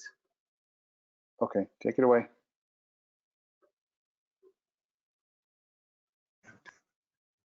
Sorry, am I doing in my next presentation, or are there more questions? Oh, sorry. Yeah, that's right. We were going to take any questions on the on this. Yeah, I had a couple of questions actually before moving on, if I could take a minute or two. Right, let's do that. Ray, you may have presented this in previous meetings or in your paper, but I don't remember seeing it in the presentation. Are you assuming that the level of spatial autocorrelation is isotropic? I guess I'm sort of thinking is a kind of a follow-up to where Olaf was going about bathymetry or currents or something like that, that would infuse a level of codependency spatially that would be really important to demonstrate. So for instance, we work in rivers, right? And we're trying to predict biological variables in streams, and you have a much stronger upstream downstream distance as well as density of autocorrelation than you do across stream. And I'm just thinking about the corollaries in an ocean situation about parallel to a coast versus perpendicular to the coast, which also co-varies with bathymetry. So could you explain a little bit more about whether and how you deal with spatial independence that really varies in a non-isotropic way? That's a good question, and it is an isotropic model. Within each regulatory area, at least we're fitting spatial dependence parameters that don't vary in space or don't vary according to direction. It's something I've been hoping to look at more, but the second presentation does look at a sort of subversion of this where we allow the spatial parameters to vary, at least on a regional basis, within components of a regulatory area. So, but not with current, or I'm not even, or in the manner that you've suggested. I know others have done that, but it's not something that I've put in the model at this point. Ray, you do have a covariate for depth in there. I have a covariate for depth, and the hope is that some of these covariates are at least in some way dealing with some of the isotropy, anisotropy, sorry, in the underlying data. I also think it's likely that anisotropy is rather relatively local thing, that broad currents tend to swirl and go around islands, and so on. There may be broad scale variation in the direction of the strength of dependence with direction. But I imagine it's much likely quite a local feature that would be very difficult to model. So what generally is the patch size? Over what distance do you have autocorrelation in your parameters? Say that, sorry, I didn't catch that. I said, so what would be a patch size? What would be the spatial autocorrelation that's statistically significant over what distance? Okay, it does vary a little bit with regulatory area, but in most regulatory areas, you get to a correlation of around 13% at about 30 nautical miles. So that's about 3 station spacing. So it's not zero, but it starts to taper off after that. And that results in what are relatively large patches of Pacific halibut being estimated within our models. Good, thank you.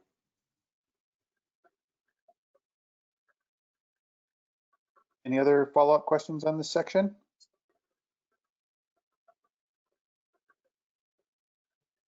Before we move on to 4.2. Okay.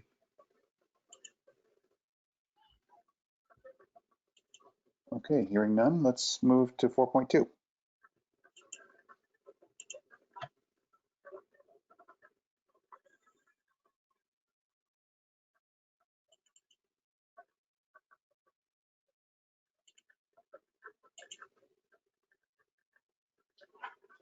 Hello again.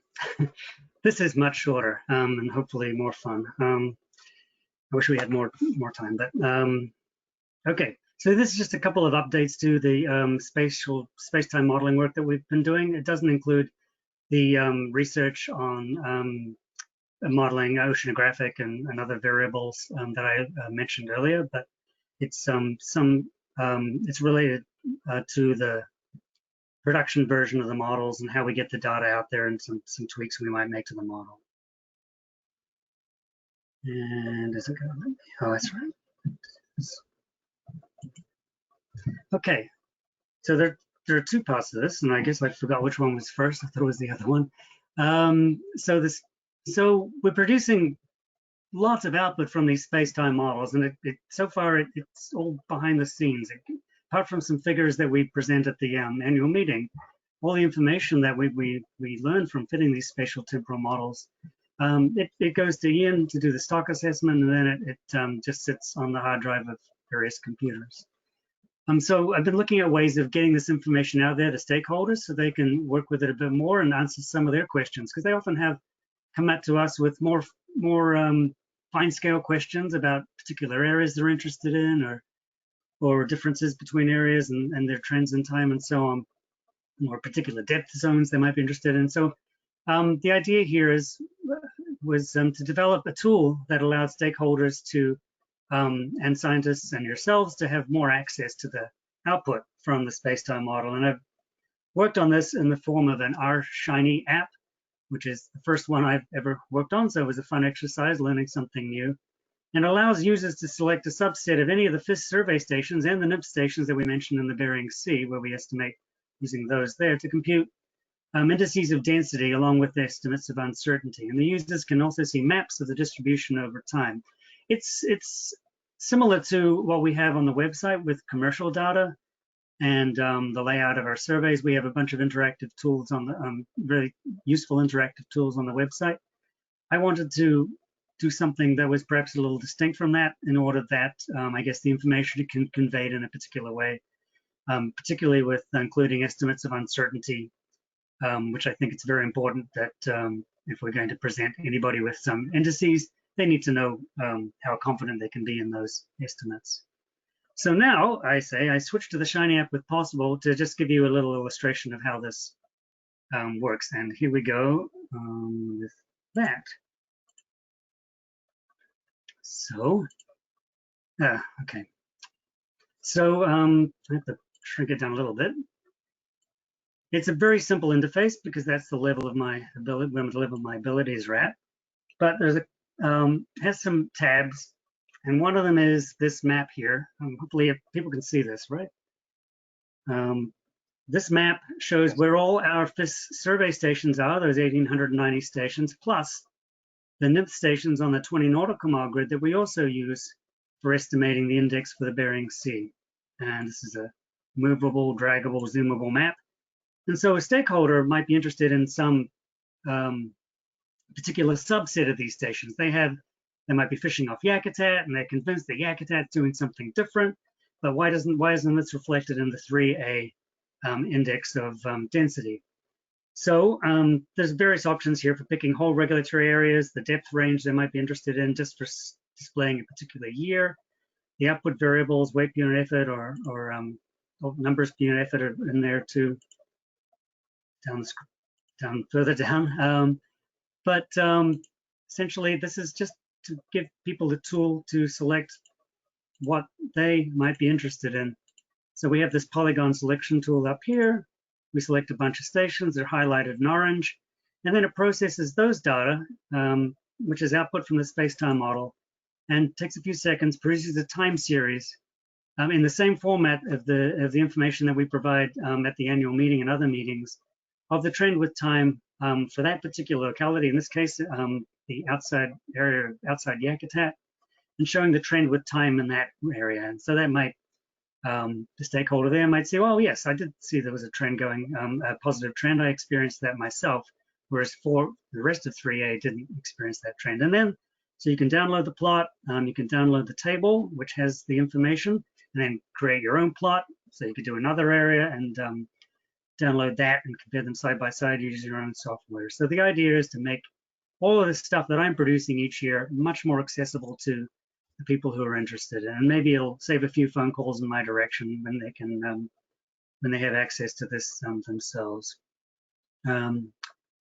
So that's pretty clear how that works. I don't think I need to do any other examples. But the other part of the tool is this showing the distribution of Pacific halibut. So this is the posterior means for each of the indices, and these are movable little boxes too. And so people get a visual of and we have something like this for commercial data. People get a visual, we have something like this for the raw survey data online, but this is the processed output, the output that accounts for the appropriate smoothing and the coverts and so on, and the final product that is the input to the stock assessment. So we have a year slider here for all the variables. You can go back in time and see that life used to be much better for halibut back in the 90s, except in the Bering Sea. And you can track the trend and see how the patches of halibut change with time. And it's not all bad news. It has gone up in some areas in the recent past. And as well as the means, we also have the coefficients of variation to get an idea of uncertainty. Those look pretty awful in the Bering Sea, but here we have values that are near zero, so the coefficient of variation is probably not the best measure of uncertainty in that case. But you can see, for example, if we go to 2017, where we had a survey expansion in 4B, we've got generally lower coefficients of variation than in some stations. Well, it's a bit hard to see. In many stations and before we had that survey. But anyway, that's what that tool does. I'm working on adding, mainly for folks like yourselves and for myself, an extra tab, which is a work in progress on discrepancy statistics, which are mentioned in the report, I think, and we talked about last year, which is looking at localized lack of fit. We fit these models. We have parameters that are estimated throughout an entire area for the most part in terms of spatial parameters. So, you know, all models are imperfect, and maybe there's some patterns to this imperfection. And so this is just a really quick thing that I worked up in the last few days. I'm only looking at, I've only got 4B's data in at the moment, but it shows the chance of, each of these dots represents a station, and the values here are a p-value comparing how likely that station observed data was given the output of the space-time model. Will we likely to observe that? Is that observation consistent with the model output? So inconsistency would be evidence for local lack of fit. And so what we're looking for here are low p-values, and there are probably other ways of displaying these data, but I've just used colors.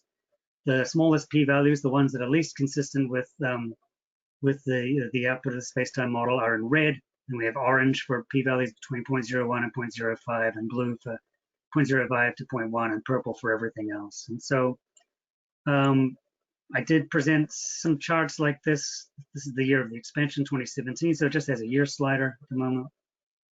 I can zoom in on that. And so what might be interesting to us is, well, is there some patch here where we're kind of missing things? We're not really nailing down our understanding of density here with the model, and maybe we can do something better and make some tweak to the model, some covariate we could add, or some change to the way we parameterize the spatial model to improve that. So it's mainly a tool for the scientists. It wouldn't be something that would be included with the tool as it goes out to the stakeholder, but something that I think I'm going to find useful, and maybe you will find too. So that's the first part of the presentation. I'll just go through it all and then see if there are any quick questions. Just to introduce you to, that's the wrong one, introduce you to this approach to getting the work that we're doing out there to a wider audience. And the second part is looking at something that's related to some of the discussion earlier, and making the model a little more flexible. We have these models which have parameters that are generally, at least in the spatial and temporal components of the model, are fixed for each regulatory area. So there's some spatial variation, and then we fit the model locally to each area. But aside from that, there is these parameters are fixed. So we noted that there was evidence for local lack of fit, as you could see in some of those in that picture I showed you just before in the Shiny app. So one explanation could be that the model parameters that quantify the strength of spatial dependence are assumed to be constant, and perhaps they're not. And this is an example of anisotropy. Factors that affect the strength of spatial dependence, such as habitat type and strength of ocean currents, do vary spatially, and by allowing the model parameters to vary, we may be able to improve model fit. So in this, we're not estimating parameters of anisotropy directly, so a global direction, whether the strength is stronger in east-west or north-south, but we're trying something along those lines. And so I looked at a test example of regulatory area 4A, and it contains at least two distinct components, one along the Bering Sea shelf edge and the other in the eastern Aleutian Islands. And the latter can be further divided into two parts, a western subregion with high density and a low density region in the southeast. We examined changes in parameters and model fit by fitting models with spatial parameters that varied among these three subregions. So here are the three subregions. We have the western Aleutian Islands, very rocky habitat with small islands, and then we have the eastern and high density. We have the eastern Aleutian Islands, generally low density. This is a map showing the catch rates from the 2014 expansion there. But this is generally the trends, what we see in most recent years in 4A. Then the shelf edge, which can have moderate density, but it tends to be a lot smoother. At least it looked like it was. It's, excuse me. It seems reasonable that we could fit a more flexible model and get some improvement in model fit. And indeed we did. So what we did was we fitted a model that allowed the parameters of the spatial dependence model to vary among these three regions. And that model provided a better fit to the data than the model that assumed constant parameters. And we measured fit using the DIC, the deviance information criteria, and the change in DIC, the improvement in DIC was 66.5, which represents a pretty large improvement in model fit. And you can see that the parameters, these are the posterior densities of the two most important spatial model parameters. We have the practical range, which is getting at Kim's question, I think, about how far out do you have to go before the density disappears. And the practical range is the distance at which the density reaches 0.13. The spatial dependence reaches 0.13. And this is in radians, so it's a bit hard to interpret perhaps. But the key takeaway here is that these parameters are quite different among the three regions. The range in the Western Aleutians is actually quite a bit further out than it is in the other regions, which may, looking at the data, may be a bit of a surprise, but the raw data, the model also includes covariates in particular depth. So there's other things going on there that might be explaining some of this before we get to estimating these parameters. And likewise, the variance varies to a lesser degree, at least in two of the areas, but it varies among these three regions as well. Let's see. But we looked at those discrepancy scores, those local measures of lack of fit, and and I think that's in a couple of pictures that are in the report. I don't think I put them in here because it's too hard to show them on the screen, but the differences were small to modest. There were improvements, and some stations actually fit got a little bit worse. Mostly it was a little bit better, but it didn't look like it made a big difference at the station level. But regardless, this is an interesting line of work that we intend to continue exploring. And it expands options for future modeling. It's not just something that might improve the local model, but it will allow us to better fit models across multiple regulatory areas while still allowing the spatial differences in the correlation structure. We're fitting separate models to different areas, but maybe we want to fit a broader scale model, but still allow these parameters to have that level of local variation. We can do that quite straightforwardly in the same way we did for area A. And one of the reasons we might want to do this is that by fitting the models to multiple areas, we can at least share some of the information across those areas. An example of this is an experiments where we're comparing SNAP and fixed gear in one area, which we did in 2C last year, I think, yes. Time has lost meaning, but I think we did it last year, and we're planning to do that, I think, in 2B this year. And so rather than just having those parameters that govern that estimate the difference between SNAP, the fishing effectiveness of SNAP and fixed gears, estimated individually from one area, in one area we can share that information and perhaps get more precise estimates or test whether there are spatial differences in those parameters. So that kind of flexibility is something we're exploring and is a nice thing to look at. So, okay. So we do plan to include the spatial temporal, include these kind of models in the models that we're examining in 2020, particularly with the residual patterns or gear calibration related things warranted. And we hope to make our Shiny app publicly available at the time of release of the 2020 model survey results, which will be around October 2020. And we will revisit progress on both of these topics at the next SRB meeting. And all we're asking you to do here is note the paper and request any further analyses related to this work. And with that, I'll happily take questions.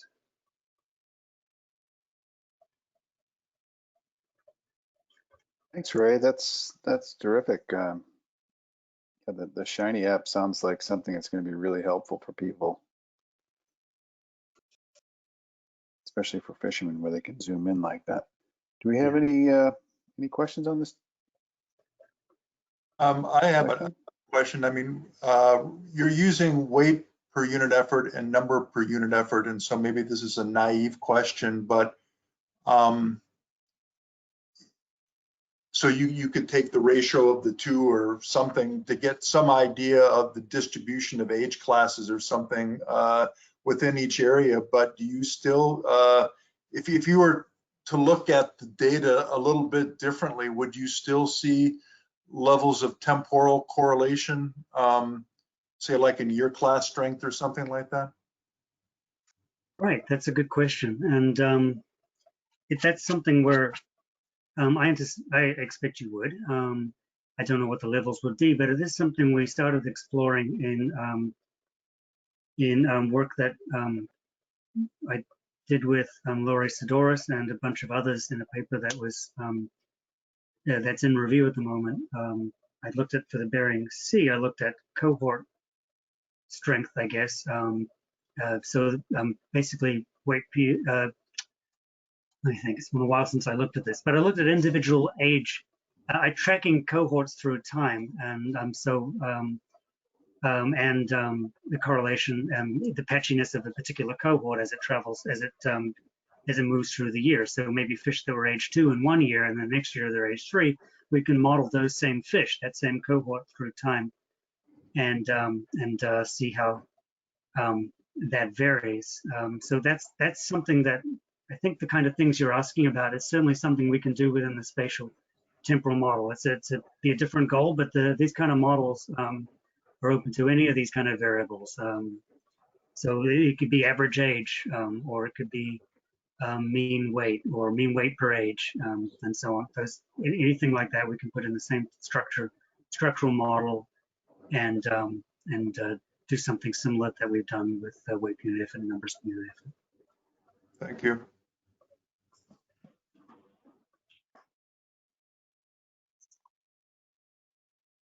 Ray, I've got a question here, and I'm not sure if this is the right place or if we discussed this separately, but related to your recommendation at the end of the first presentation that after things got messed up this year with because of COVID and the sampling was shrunk down to the core area, that the future sampling simply be the planned sampling but put off by 1 year. It seems to me that that a lot of thought went into the original design, and because of the dependencies within this the spatiotemporal model, that once you've had a year of sampling like this year, that what was optimal or quite good based on what you'd expected to do this year is probably no longer anywhere close to optimal, even though it might come close to meeting your 15% CV thresholds. So are there limitations on sort of redesigning plans for the next couple of years now in light of what happened with the sampling this year? I mean, I would expect that what's optimal next year would be shifting a lot of effort out of that core area because it was sampled very densely this year and into some of the fringe areas. Has that been explored, or is there simply no time or some other constraint? It's kind of us trying to put out something there that's feasible. And you're right. Were we to design from scratch without reference to the secondary and tertiary objectives of the FIS, we would be moving effort out of the core areas in 2021 and into 4B and into 2A and into 4A to compensate for the lack of sampling in 2020. Those areas are the ones that lose us quite a lot of money. And so while we can propose that, and maybe we should be proposing something that pays no heed to logistics or cost, I don't think we get very far with those kind of designs.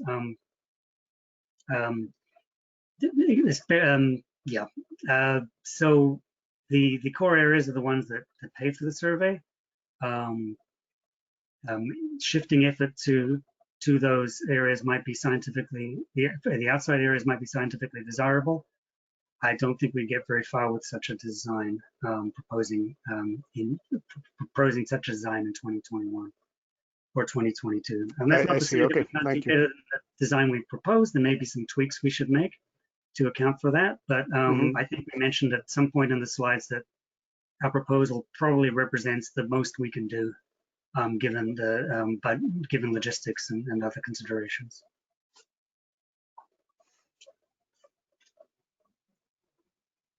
Okay, I think we should quickly get into our next section here, just so we get a head start anyway on the assessment. And we can probably carry that as we need to. And if there's any other questions for Ray, I mean, we'll all be seeing each other for the next few days. So if anything else comes up, we can raise those questions when they come. But thank you, Ray, for that presentation. I'm sure Olaf got a lot out of that background and a lot of detail. I certainly did. Great. Thank you. Yeah. You're welcome. Okay, so now we'll hand off to Ian. And we have a drafting session scheduled for 4:30 to 5:30 our Pacific time here. Basically 15 minutes from now. So maybe, Ian, I don't want to rush, if you had 9 minutes, I don't want to rush it too much. So maybe you can natural break point somewhere in the next 20 minutes or so, after 20 minutes. And then, okay, take it away. All right, thanks, Sean.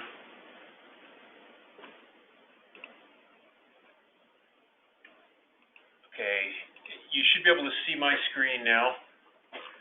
And this is agenda item 5.1, reflecting paper 07. And this presentation is really kind of a cleanup of our laundry list from the end of last year.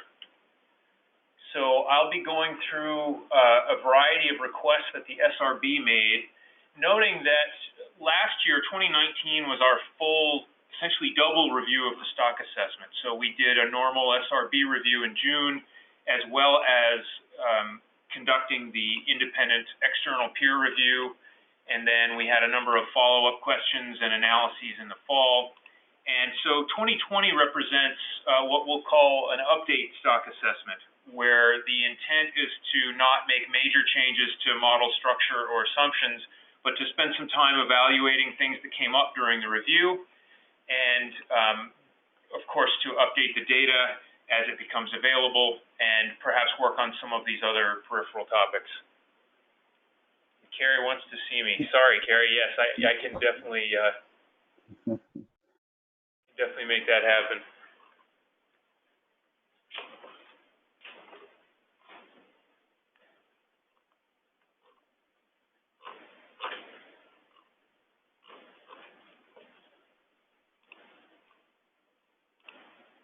So I think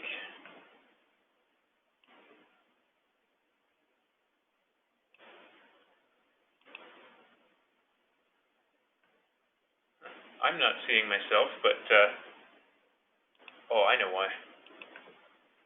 You're off. See you, don't worry. Right. Sorry, I'm juggling two machines because I'm also monitoring this on my laptop. Okay, so that's better. You're right, Carrie. It does make it a little bit better to actually have a presenter. Like I said, this is an update year. I'm going to be going through the series of requests that were made at the last SRB meeting. Following up, these include several model evaluations, one that's more directed at management quantities through fleet impacts, some looks at data weighting, and then a little bit of a prospectus on the data availability for 2020. Note that I won't be going into a lot of depth on the survey side of things because you've already heard most of that from Ray, and much of that will become more relevant in the fall when we see what we've actually been able to achieve here in 2020. So, as I mentioned already, 2019 was our big full stock assessment with review. And I've tried to provide, especially in the first couple pages of document 7, I tried to provide a series of links to the various review products as well as the various documents that were produced last year. And I realized, Olaf, I'm sorry, this is kind of a deep dive instantly without doing what Ray did, which was to provide a really nice background and kind of shallow ramp into the deep end of the pool. We produced a lot of material last year, and essentially we took all of the data sets and models down to the bare studs last year and rebuilt them. The biggest changes that occurred during last year's models were two. We added sex ratio information from the commercial fisheries, as I think both Carrie and Anne-Marie noted. This did create some change in our perception of the stock. This is primarily due to observing a higher fraction of free females than we had understood previously to be occurring in the catch. We have always had sex-specific information from our set line survey, and it has always been reasonable to assume that the fishery would be in a similar range to the legal size fish that we saw in the survey. But it turns out the fishery is quite a bit better at targeting females because they're larger and because they get paid more for big fish. This isn't too much of a surprise. But in 100 years, we've never actually had direct data because they dress these fish at sea, and it's surprisingly hard to tell the sex of these fish once they've been dressed. So Joseph will speak more to the background of the project, or certainly we have documentation from previous years.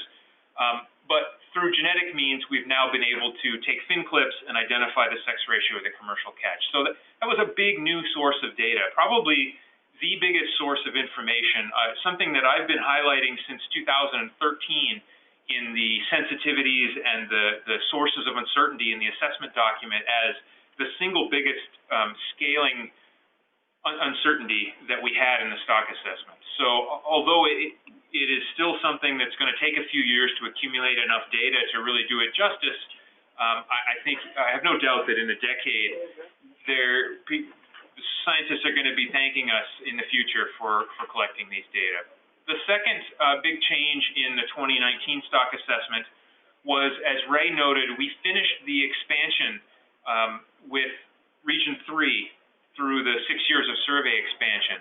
And I'll go into a little more detail, but what that did was provided a much more precise index of abundance for Region 3 for use in the stock assessment, and not just for Region 3, because most of the biomass occurs there, it produced a much more precise index coast-wide. And that did have some effect on the stock assessment models as well that I'll speak to later on. So a very brief introduction. Our stock assessment is comprised by 4 equally weighted individual stock assessment models. And each of these models is designed to represent a different hypothesis about how the stock and fishery dynamics work. In a nutshell, if we just picked one, it would be much simpler to report all the various quantities, but we would essentially be attributing 0 posterior probability to any of these other hypotheses, and they are all plausible. The 4 models are essentially a two-way cross of a long and a short time series, and all the data aggregated up to the coastwide level, and data disaggregated down to biological regions. But within that, they also represent a range of different hypotheses. So the long time series models are able to estimate natural mortality and include that source of variability. The long time series models also include environmental effects on recruitment and estimate a coefficient that scales the stock recruit function over periods of the PDO, and a variety of other sources.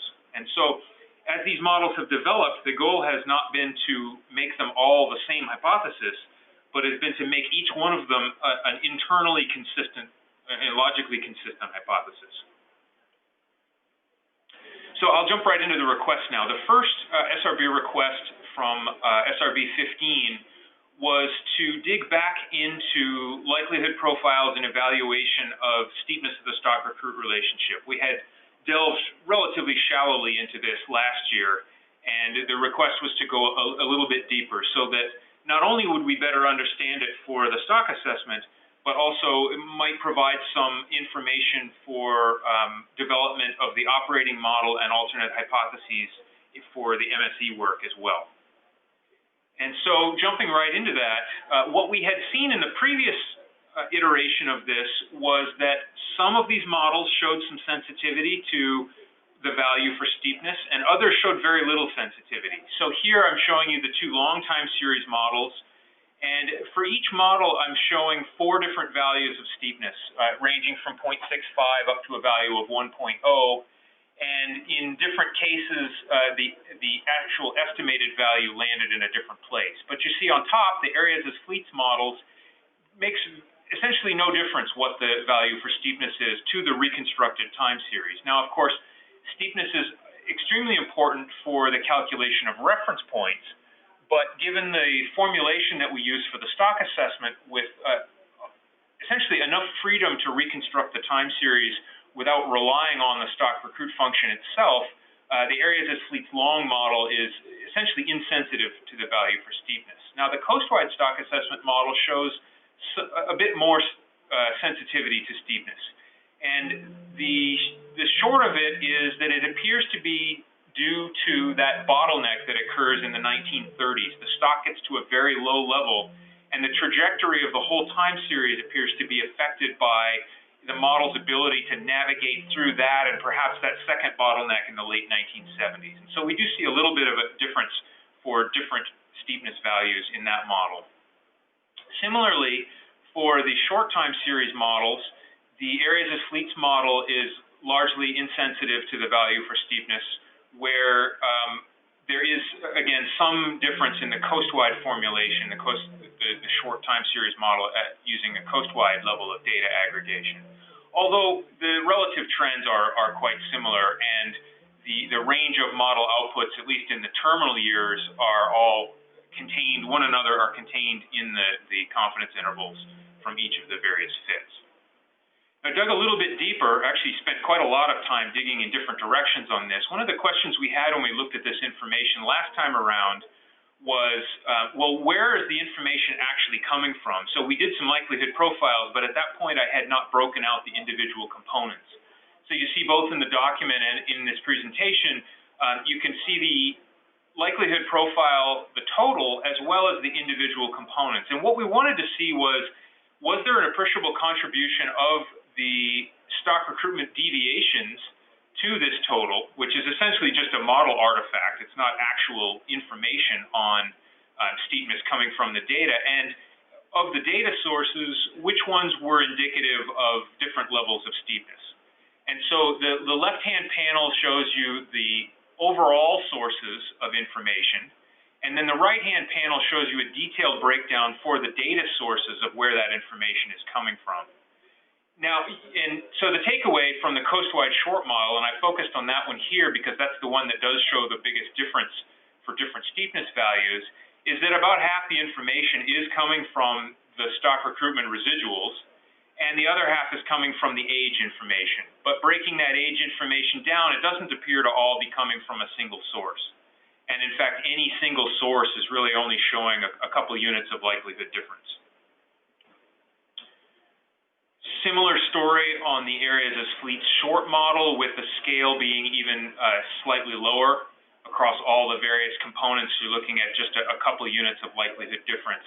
Again, the stock recruitment deviations are driving a fair bit of this. And again, this is not surprising. We've known for some time that there's very little information in these data sets, the way these models are formulated on steepness of the stock recruit relationship.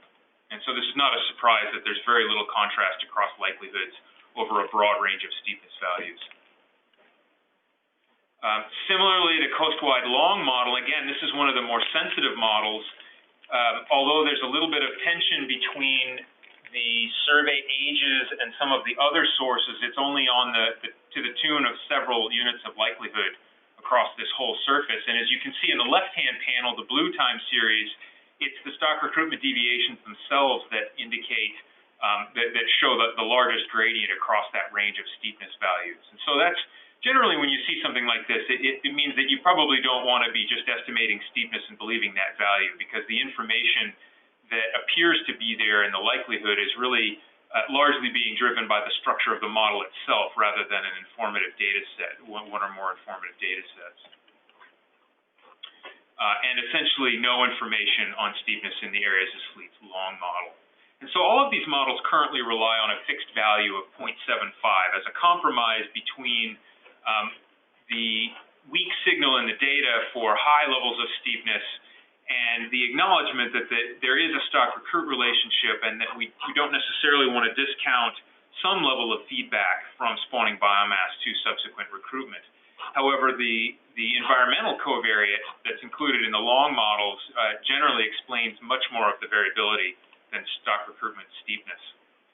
Now, I dug into a few other avenues, and I'm not presenting them in detail here in this presentation, but in the document you can see that I also looked at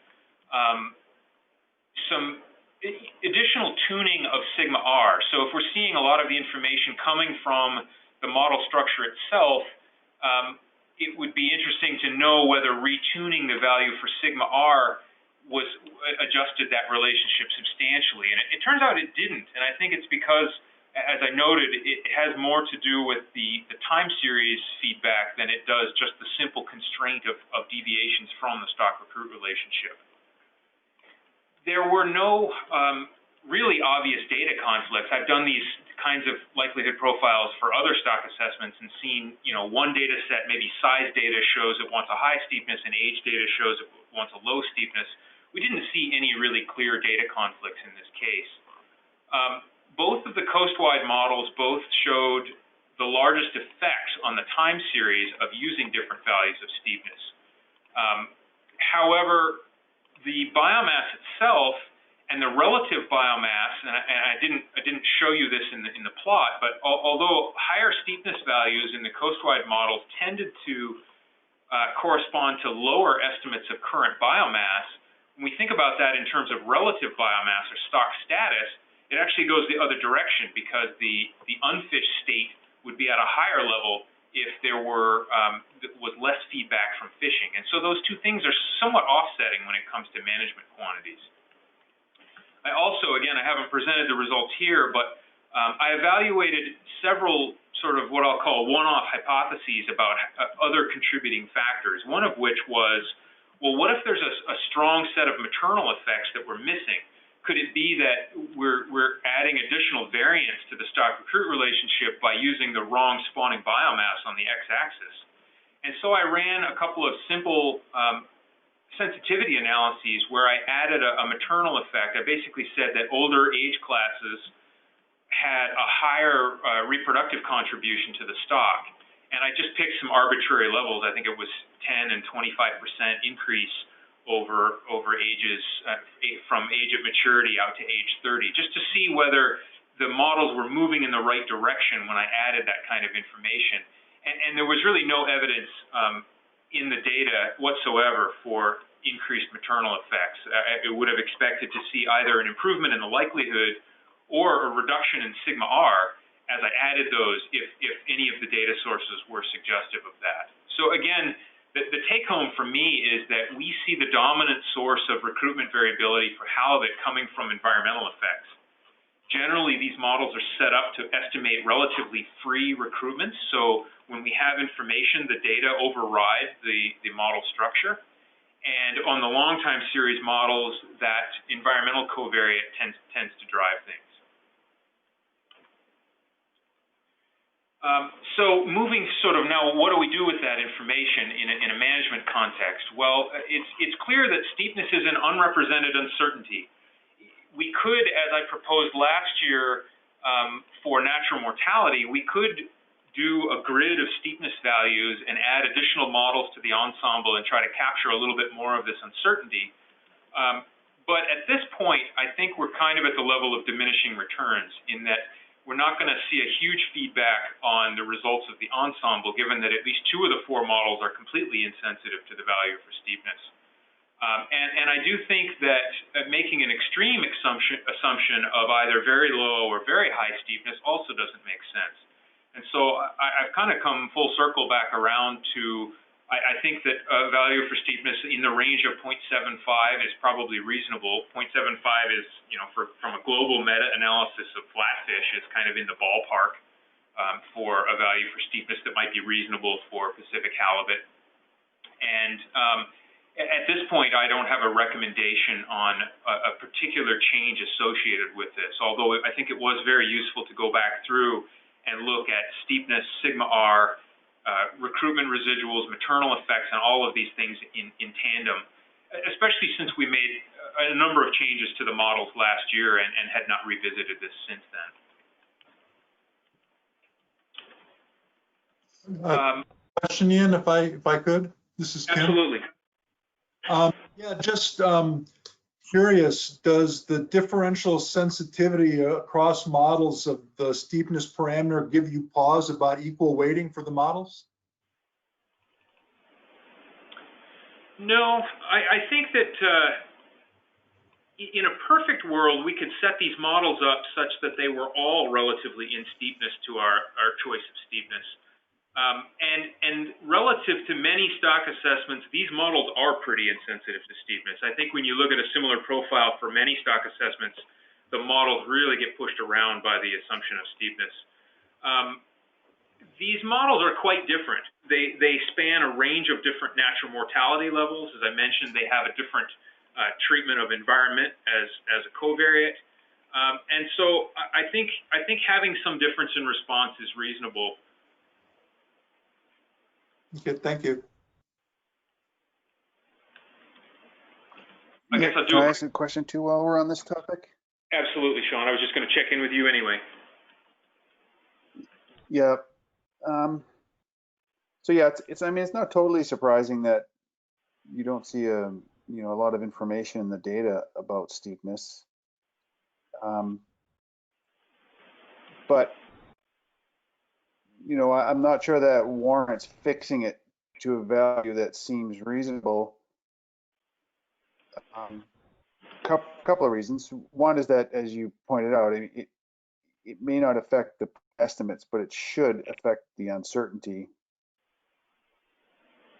If you included, say, a uniform, like you assume no knowledge about it except the range, then for example, the grid that you tested, you expand the ensemble to represent that uncertainty. I would imagine it would be a bit broader. So the first question, I guess, is whether you looked at the effects on the uncertainty, because the decision tables would be the place to look for sensitivity to steepness in there. And that's about all you can do in terms of the assessment, but I'm really interested more in the projections under MSE and things for longer term projections, because in the historical data, you have one series of, stark deviations that can vary steepness. But going forward, you're going to, these steepness values are going to combine with a much broader range of environmental or recruitment process error. I would imagine the uncertainty in the projections would be bigger. Yeah, you were a little hard to hear, Sean, but I think I got the gist of your questions, twofold with regard to uncertainty and projection. And with regard to uncertainty, the within model uncertainty actually doesn't change too much. So I've gone back to here just to show you the confidence intervals are actually plotted here. And I guess it's probably a little hard to see the shading on your screen. But the approximate width of the 95% confidence intervals doesn't change all that much, whether steepness is estimated or not. So the green in this one on the left-hand side, the green is steepness estimated with a uniform prior, but it's estimated at the bound of 1.0. And so the within model uncertainty doesn't change much. It would certainly extend the range of uncertainty that was included in the ensemble. For example, if we did a grid across steepness and assigned these four alternatives for the coastwide equal weight, maybe nested inside the sources of uncertainty, or sorry, nested inside the overall weighting for this single model. We don't want to be double. We want to make sure the weighting is orthogonal. I think your second point is really spot on, which is that when we start thinking about longer term projections, this is going to be much more important. And so that's one of the reasons why the decision table only includes 3-year projections. So it doesn't have any fish reaching the spawning biomass that have not actually been informed by data yet. And we do that on purpose. 3 years is actually the boundary. If we went to 4 years, we would actually start including fish in the spawning biomass that had not yet been informed by data. And so I think that's a good reminder of why we cut those projections off in the tactical assessment when we do. For the MSE, and I'll let Alan address this more in his presentation, Alan includes a much broader approach, or a much broader range of uncertainty in steepness. And that's where I think it's going to be most important, is in longer term projections, as it is going to be an important concern when you start to project out beyond that 3-year time period. Thank you. Ian, I've got just a quick question, I think. In the stock recruit component of the model, is there recruitment autocorrelation, or is that not needed because of the environmental covariate? I'll pick neither of those two options. So it is not included. I don't currently estimate autocorrelation recruitment, but I'm not sure that it's necessarily obfuscated by the environmental relationship. It's certainly something that I haven't yet, but could investigate, would be autocorrelation in recruitment. The recruitments are freely estimated enough. The sigma R values are large enough that essentially we can effectively have autocorrelated recruitment without including it in there. And again, because we don't do projections, I don't think it's a huge issue. If we were to do forward projections, as I'm sure you know, the autocorrelation and recruitment would have a really large effect on the uncertainty envelope moving forward. Thanks. Ian? Yes. It's Sven here. Just a quick question. Kerry mentioned earlier that, you know, there is this strong relationship in the management at the current, well, close to the current SSB level, which would imply that at this point, if the management was right, you should start to see quite a dramatic change in or the relationship, or you should be able to much more easily observe that stock recruit relationship. So how consistent is the understanding that there is no, well, we can't estimate F with what we're assuming in the management?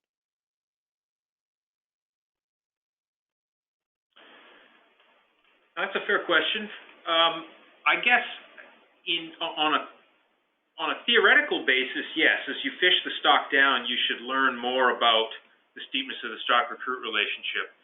In practice, I'm not sure that that actually happens very often in stock assessments. We set these models up to be as flexible as possible to match the data that we have, and one individual time series of recruitments explains the data with or without a very strong stock recruit function. If sigma R were very small for halibut, if we had very little recruitment variability, I think you'd be absolutely right. But I think sigma R is big enough that we really just, I don't think we should expect to learn a whole lot about steepness even at fairly low stock size. These models tend to want to go to a high steepness value, and that's because we've, at least the long time series models, we had some time periods in the past, particularly the late 70s, where the bigger recruitment actually preceded the increase in spawning biomass. So we had big recruitments coming out of small biomass levels, and then the biomass caught up later on. And so largely the signal is for a steepness of at least 0.85 or higher. I think 3 of the models went to a value of 1.0 and 1 to a value of 0.85. And so I guess I'm not optimistic that I'll be able to work on this stock long enough to be able to tell anybody anytime what steepness really is for halibut. Well, and luckily for you, you know, you probably don't have to. The point, I guess, is I was sort of looking at this more from the perception of a stakeholder or a fisherman in this case, saying, well, you're telling me on the one hand there's no impact, and on the other hand you're telling me, you know, when we reach this level, the sky is falling. And I guess you probably have a better feel for it, how easily you can keep people on board with this, well, whether how realistic this stock assessment is when it differs so much from what you're recommending in terms of the management. But it's just a consideration. It doesn't have to elaborate on it.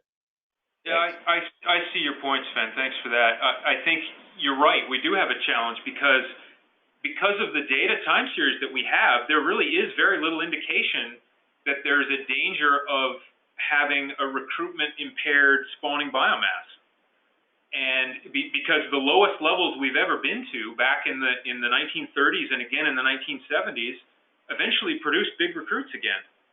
And so I think that the support for the 30-20 control rule is going to have to come from actual testing through the MSE process. And the performance of that rule is going to have to be, you know, people's confidence in that rule is going to have to come from its performance in creating stability in both the stock and the fishery.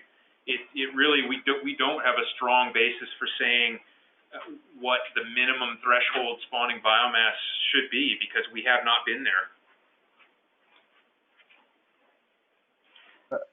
I'd like to add something on this. One is that you may have been at the threshold spawning, you don't know, right? You could have been there, and by luck, you got that big recruitment that got you out of it.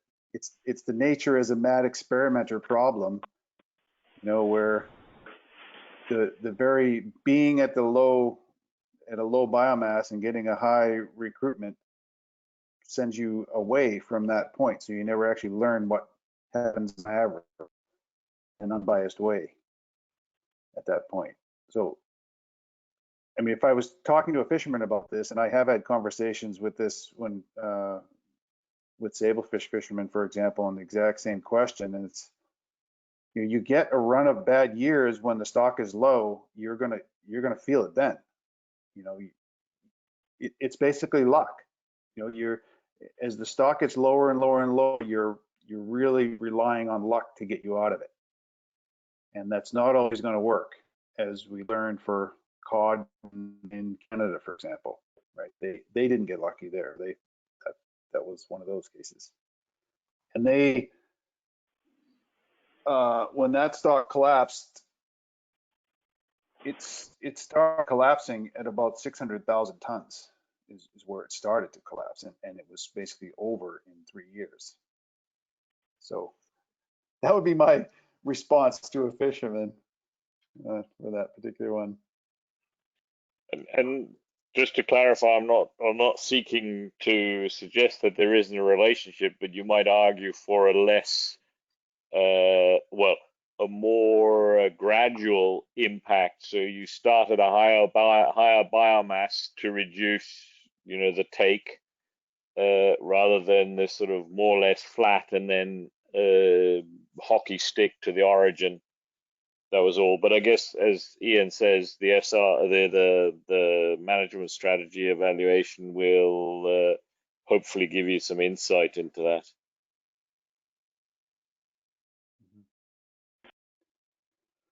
Yeah, I want to check in. Yes, go ahead, Sean. Well, what do you think? Do you think this is the natural point, and we only have 12 minutes left? Yeah, as I was just going to say, I think this might be a reasonable point to break before we start another new topic, to give you guys a few minutes to wrap up. And then I'll do my best to finish off in the extra time we had in the morning and get us back on schedule starting into Alan's presentation tomorrow. That would be great. Great. I mean, we only have a few issues here that have been raised, so we can probably cover this in our 10 minutes. So Dave, what do we do now? Everybody leaves except the SRB maybe? Is that one way to do it, or?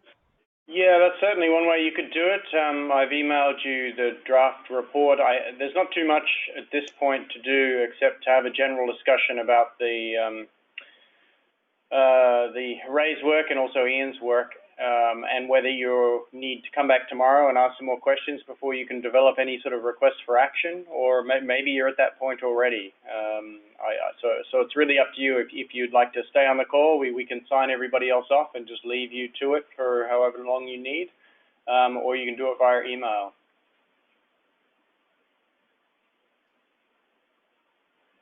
Why don't we we'll take the 10 minutes, the SRB for the last 10 minutes by ourselves, and just make a little plan here for sharing the document around. Okay, we'll sign everybody else off and just leave the SRB online for 10 minutes. So if everybody else could sign off, that'd be appreciated. Thanks. David, could I ask one question before you leave? Sure. Given that Sven in particular is on a very, very different time schedule, I mean, if the SRB thinks it might be useful to be drafting earlier in the morning before a session rather than late in the evening after a session, is that possible? Yeah, it's very possible, and we've done that in the past. And it's also worth noting that for the next 2 days of the SRB, you're only due to meet in the morning. So you could actually convene at 9 a.m. tomorrow and just have an SRB drafting session, and then we could jump into the material and go a bit later, which would probably be better for Sven in particular.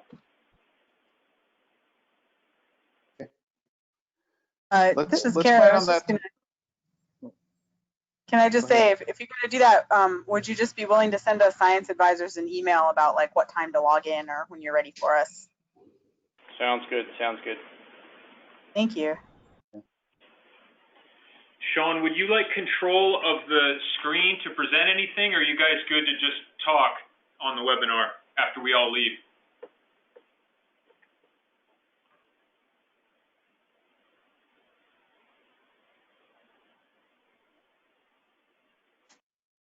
Hello? I'm not hearing you very well, but I think what we're going to do is just make a plan for tomorrow morning. Okay. And, Okay. And Sounds good. I think we'll end up sharing the document by email tonight, and then we'll have a quick meeting tomorrow morning. So yeah, we don't need to share it. Okay, then we'll just sign off and leave you guys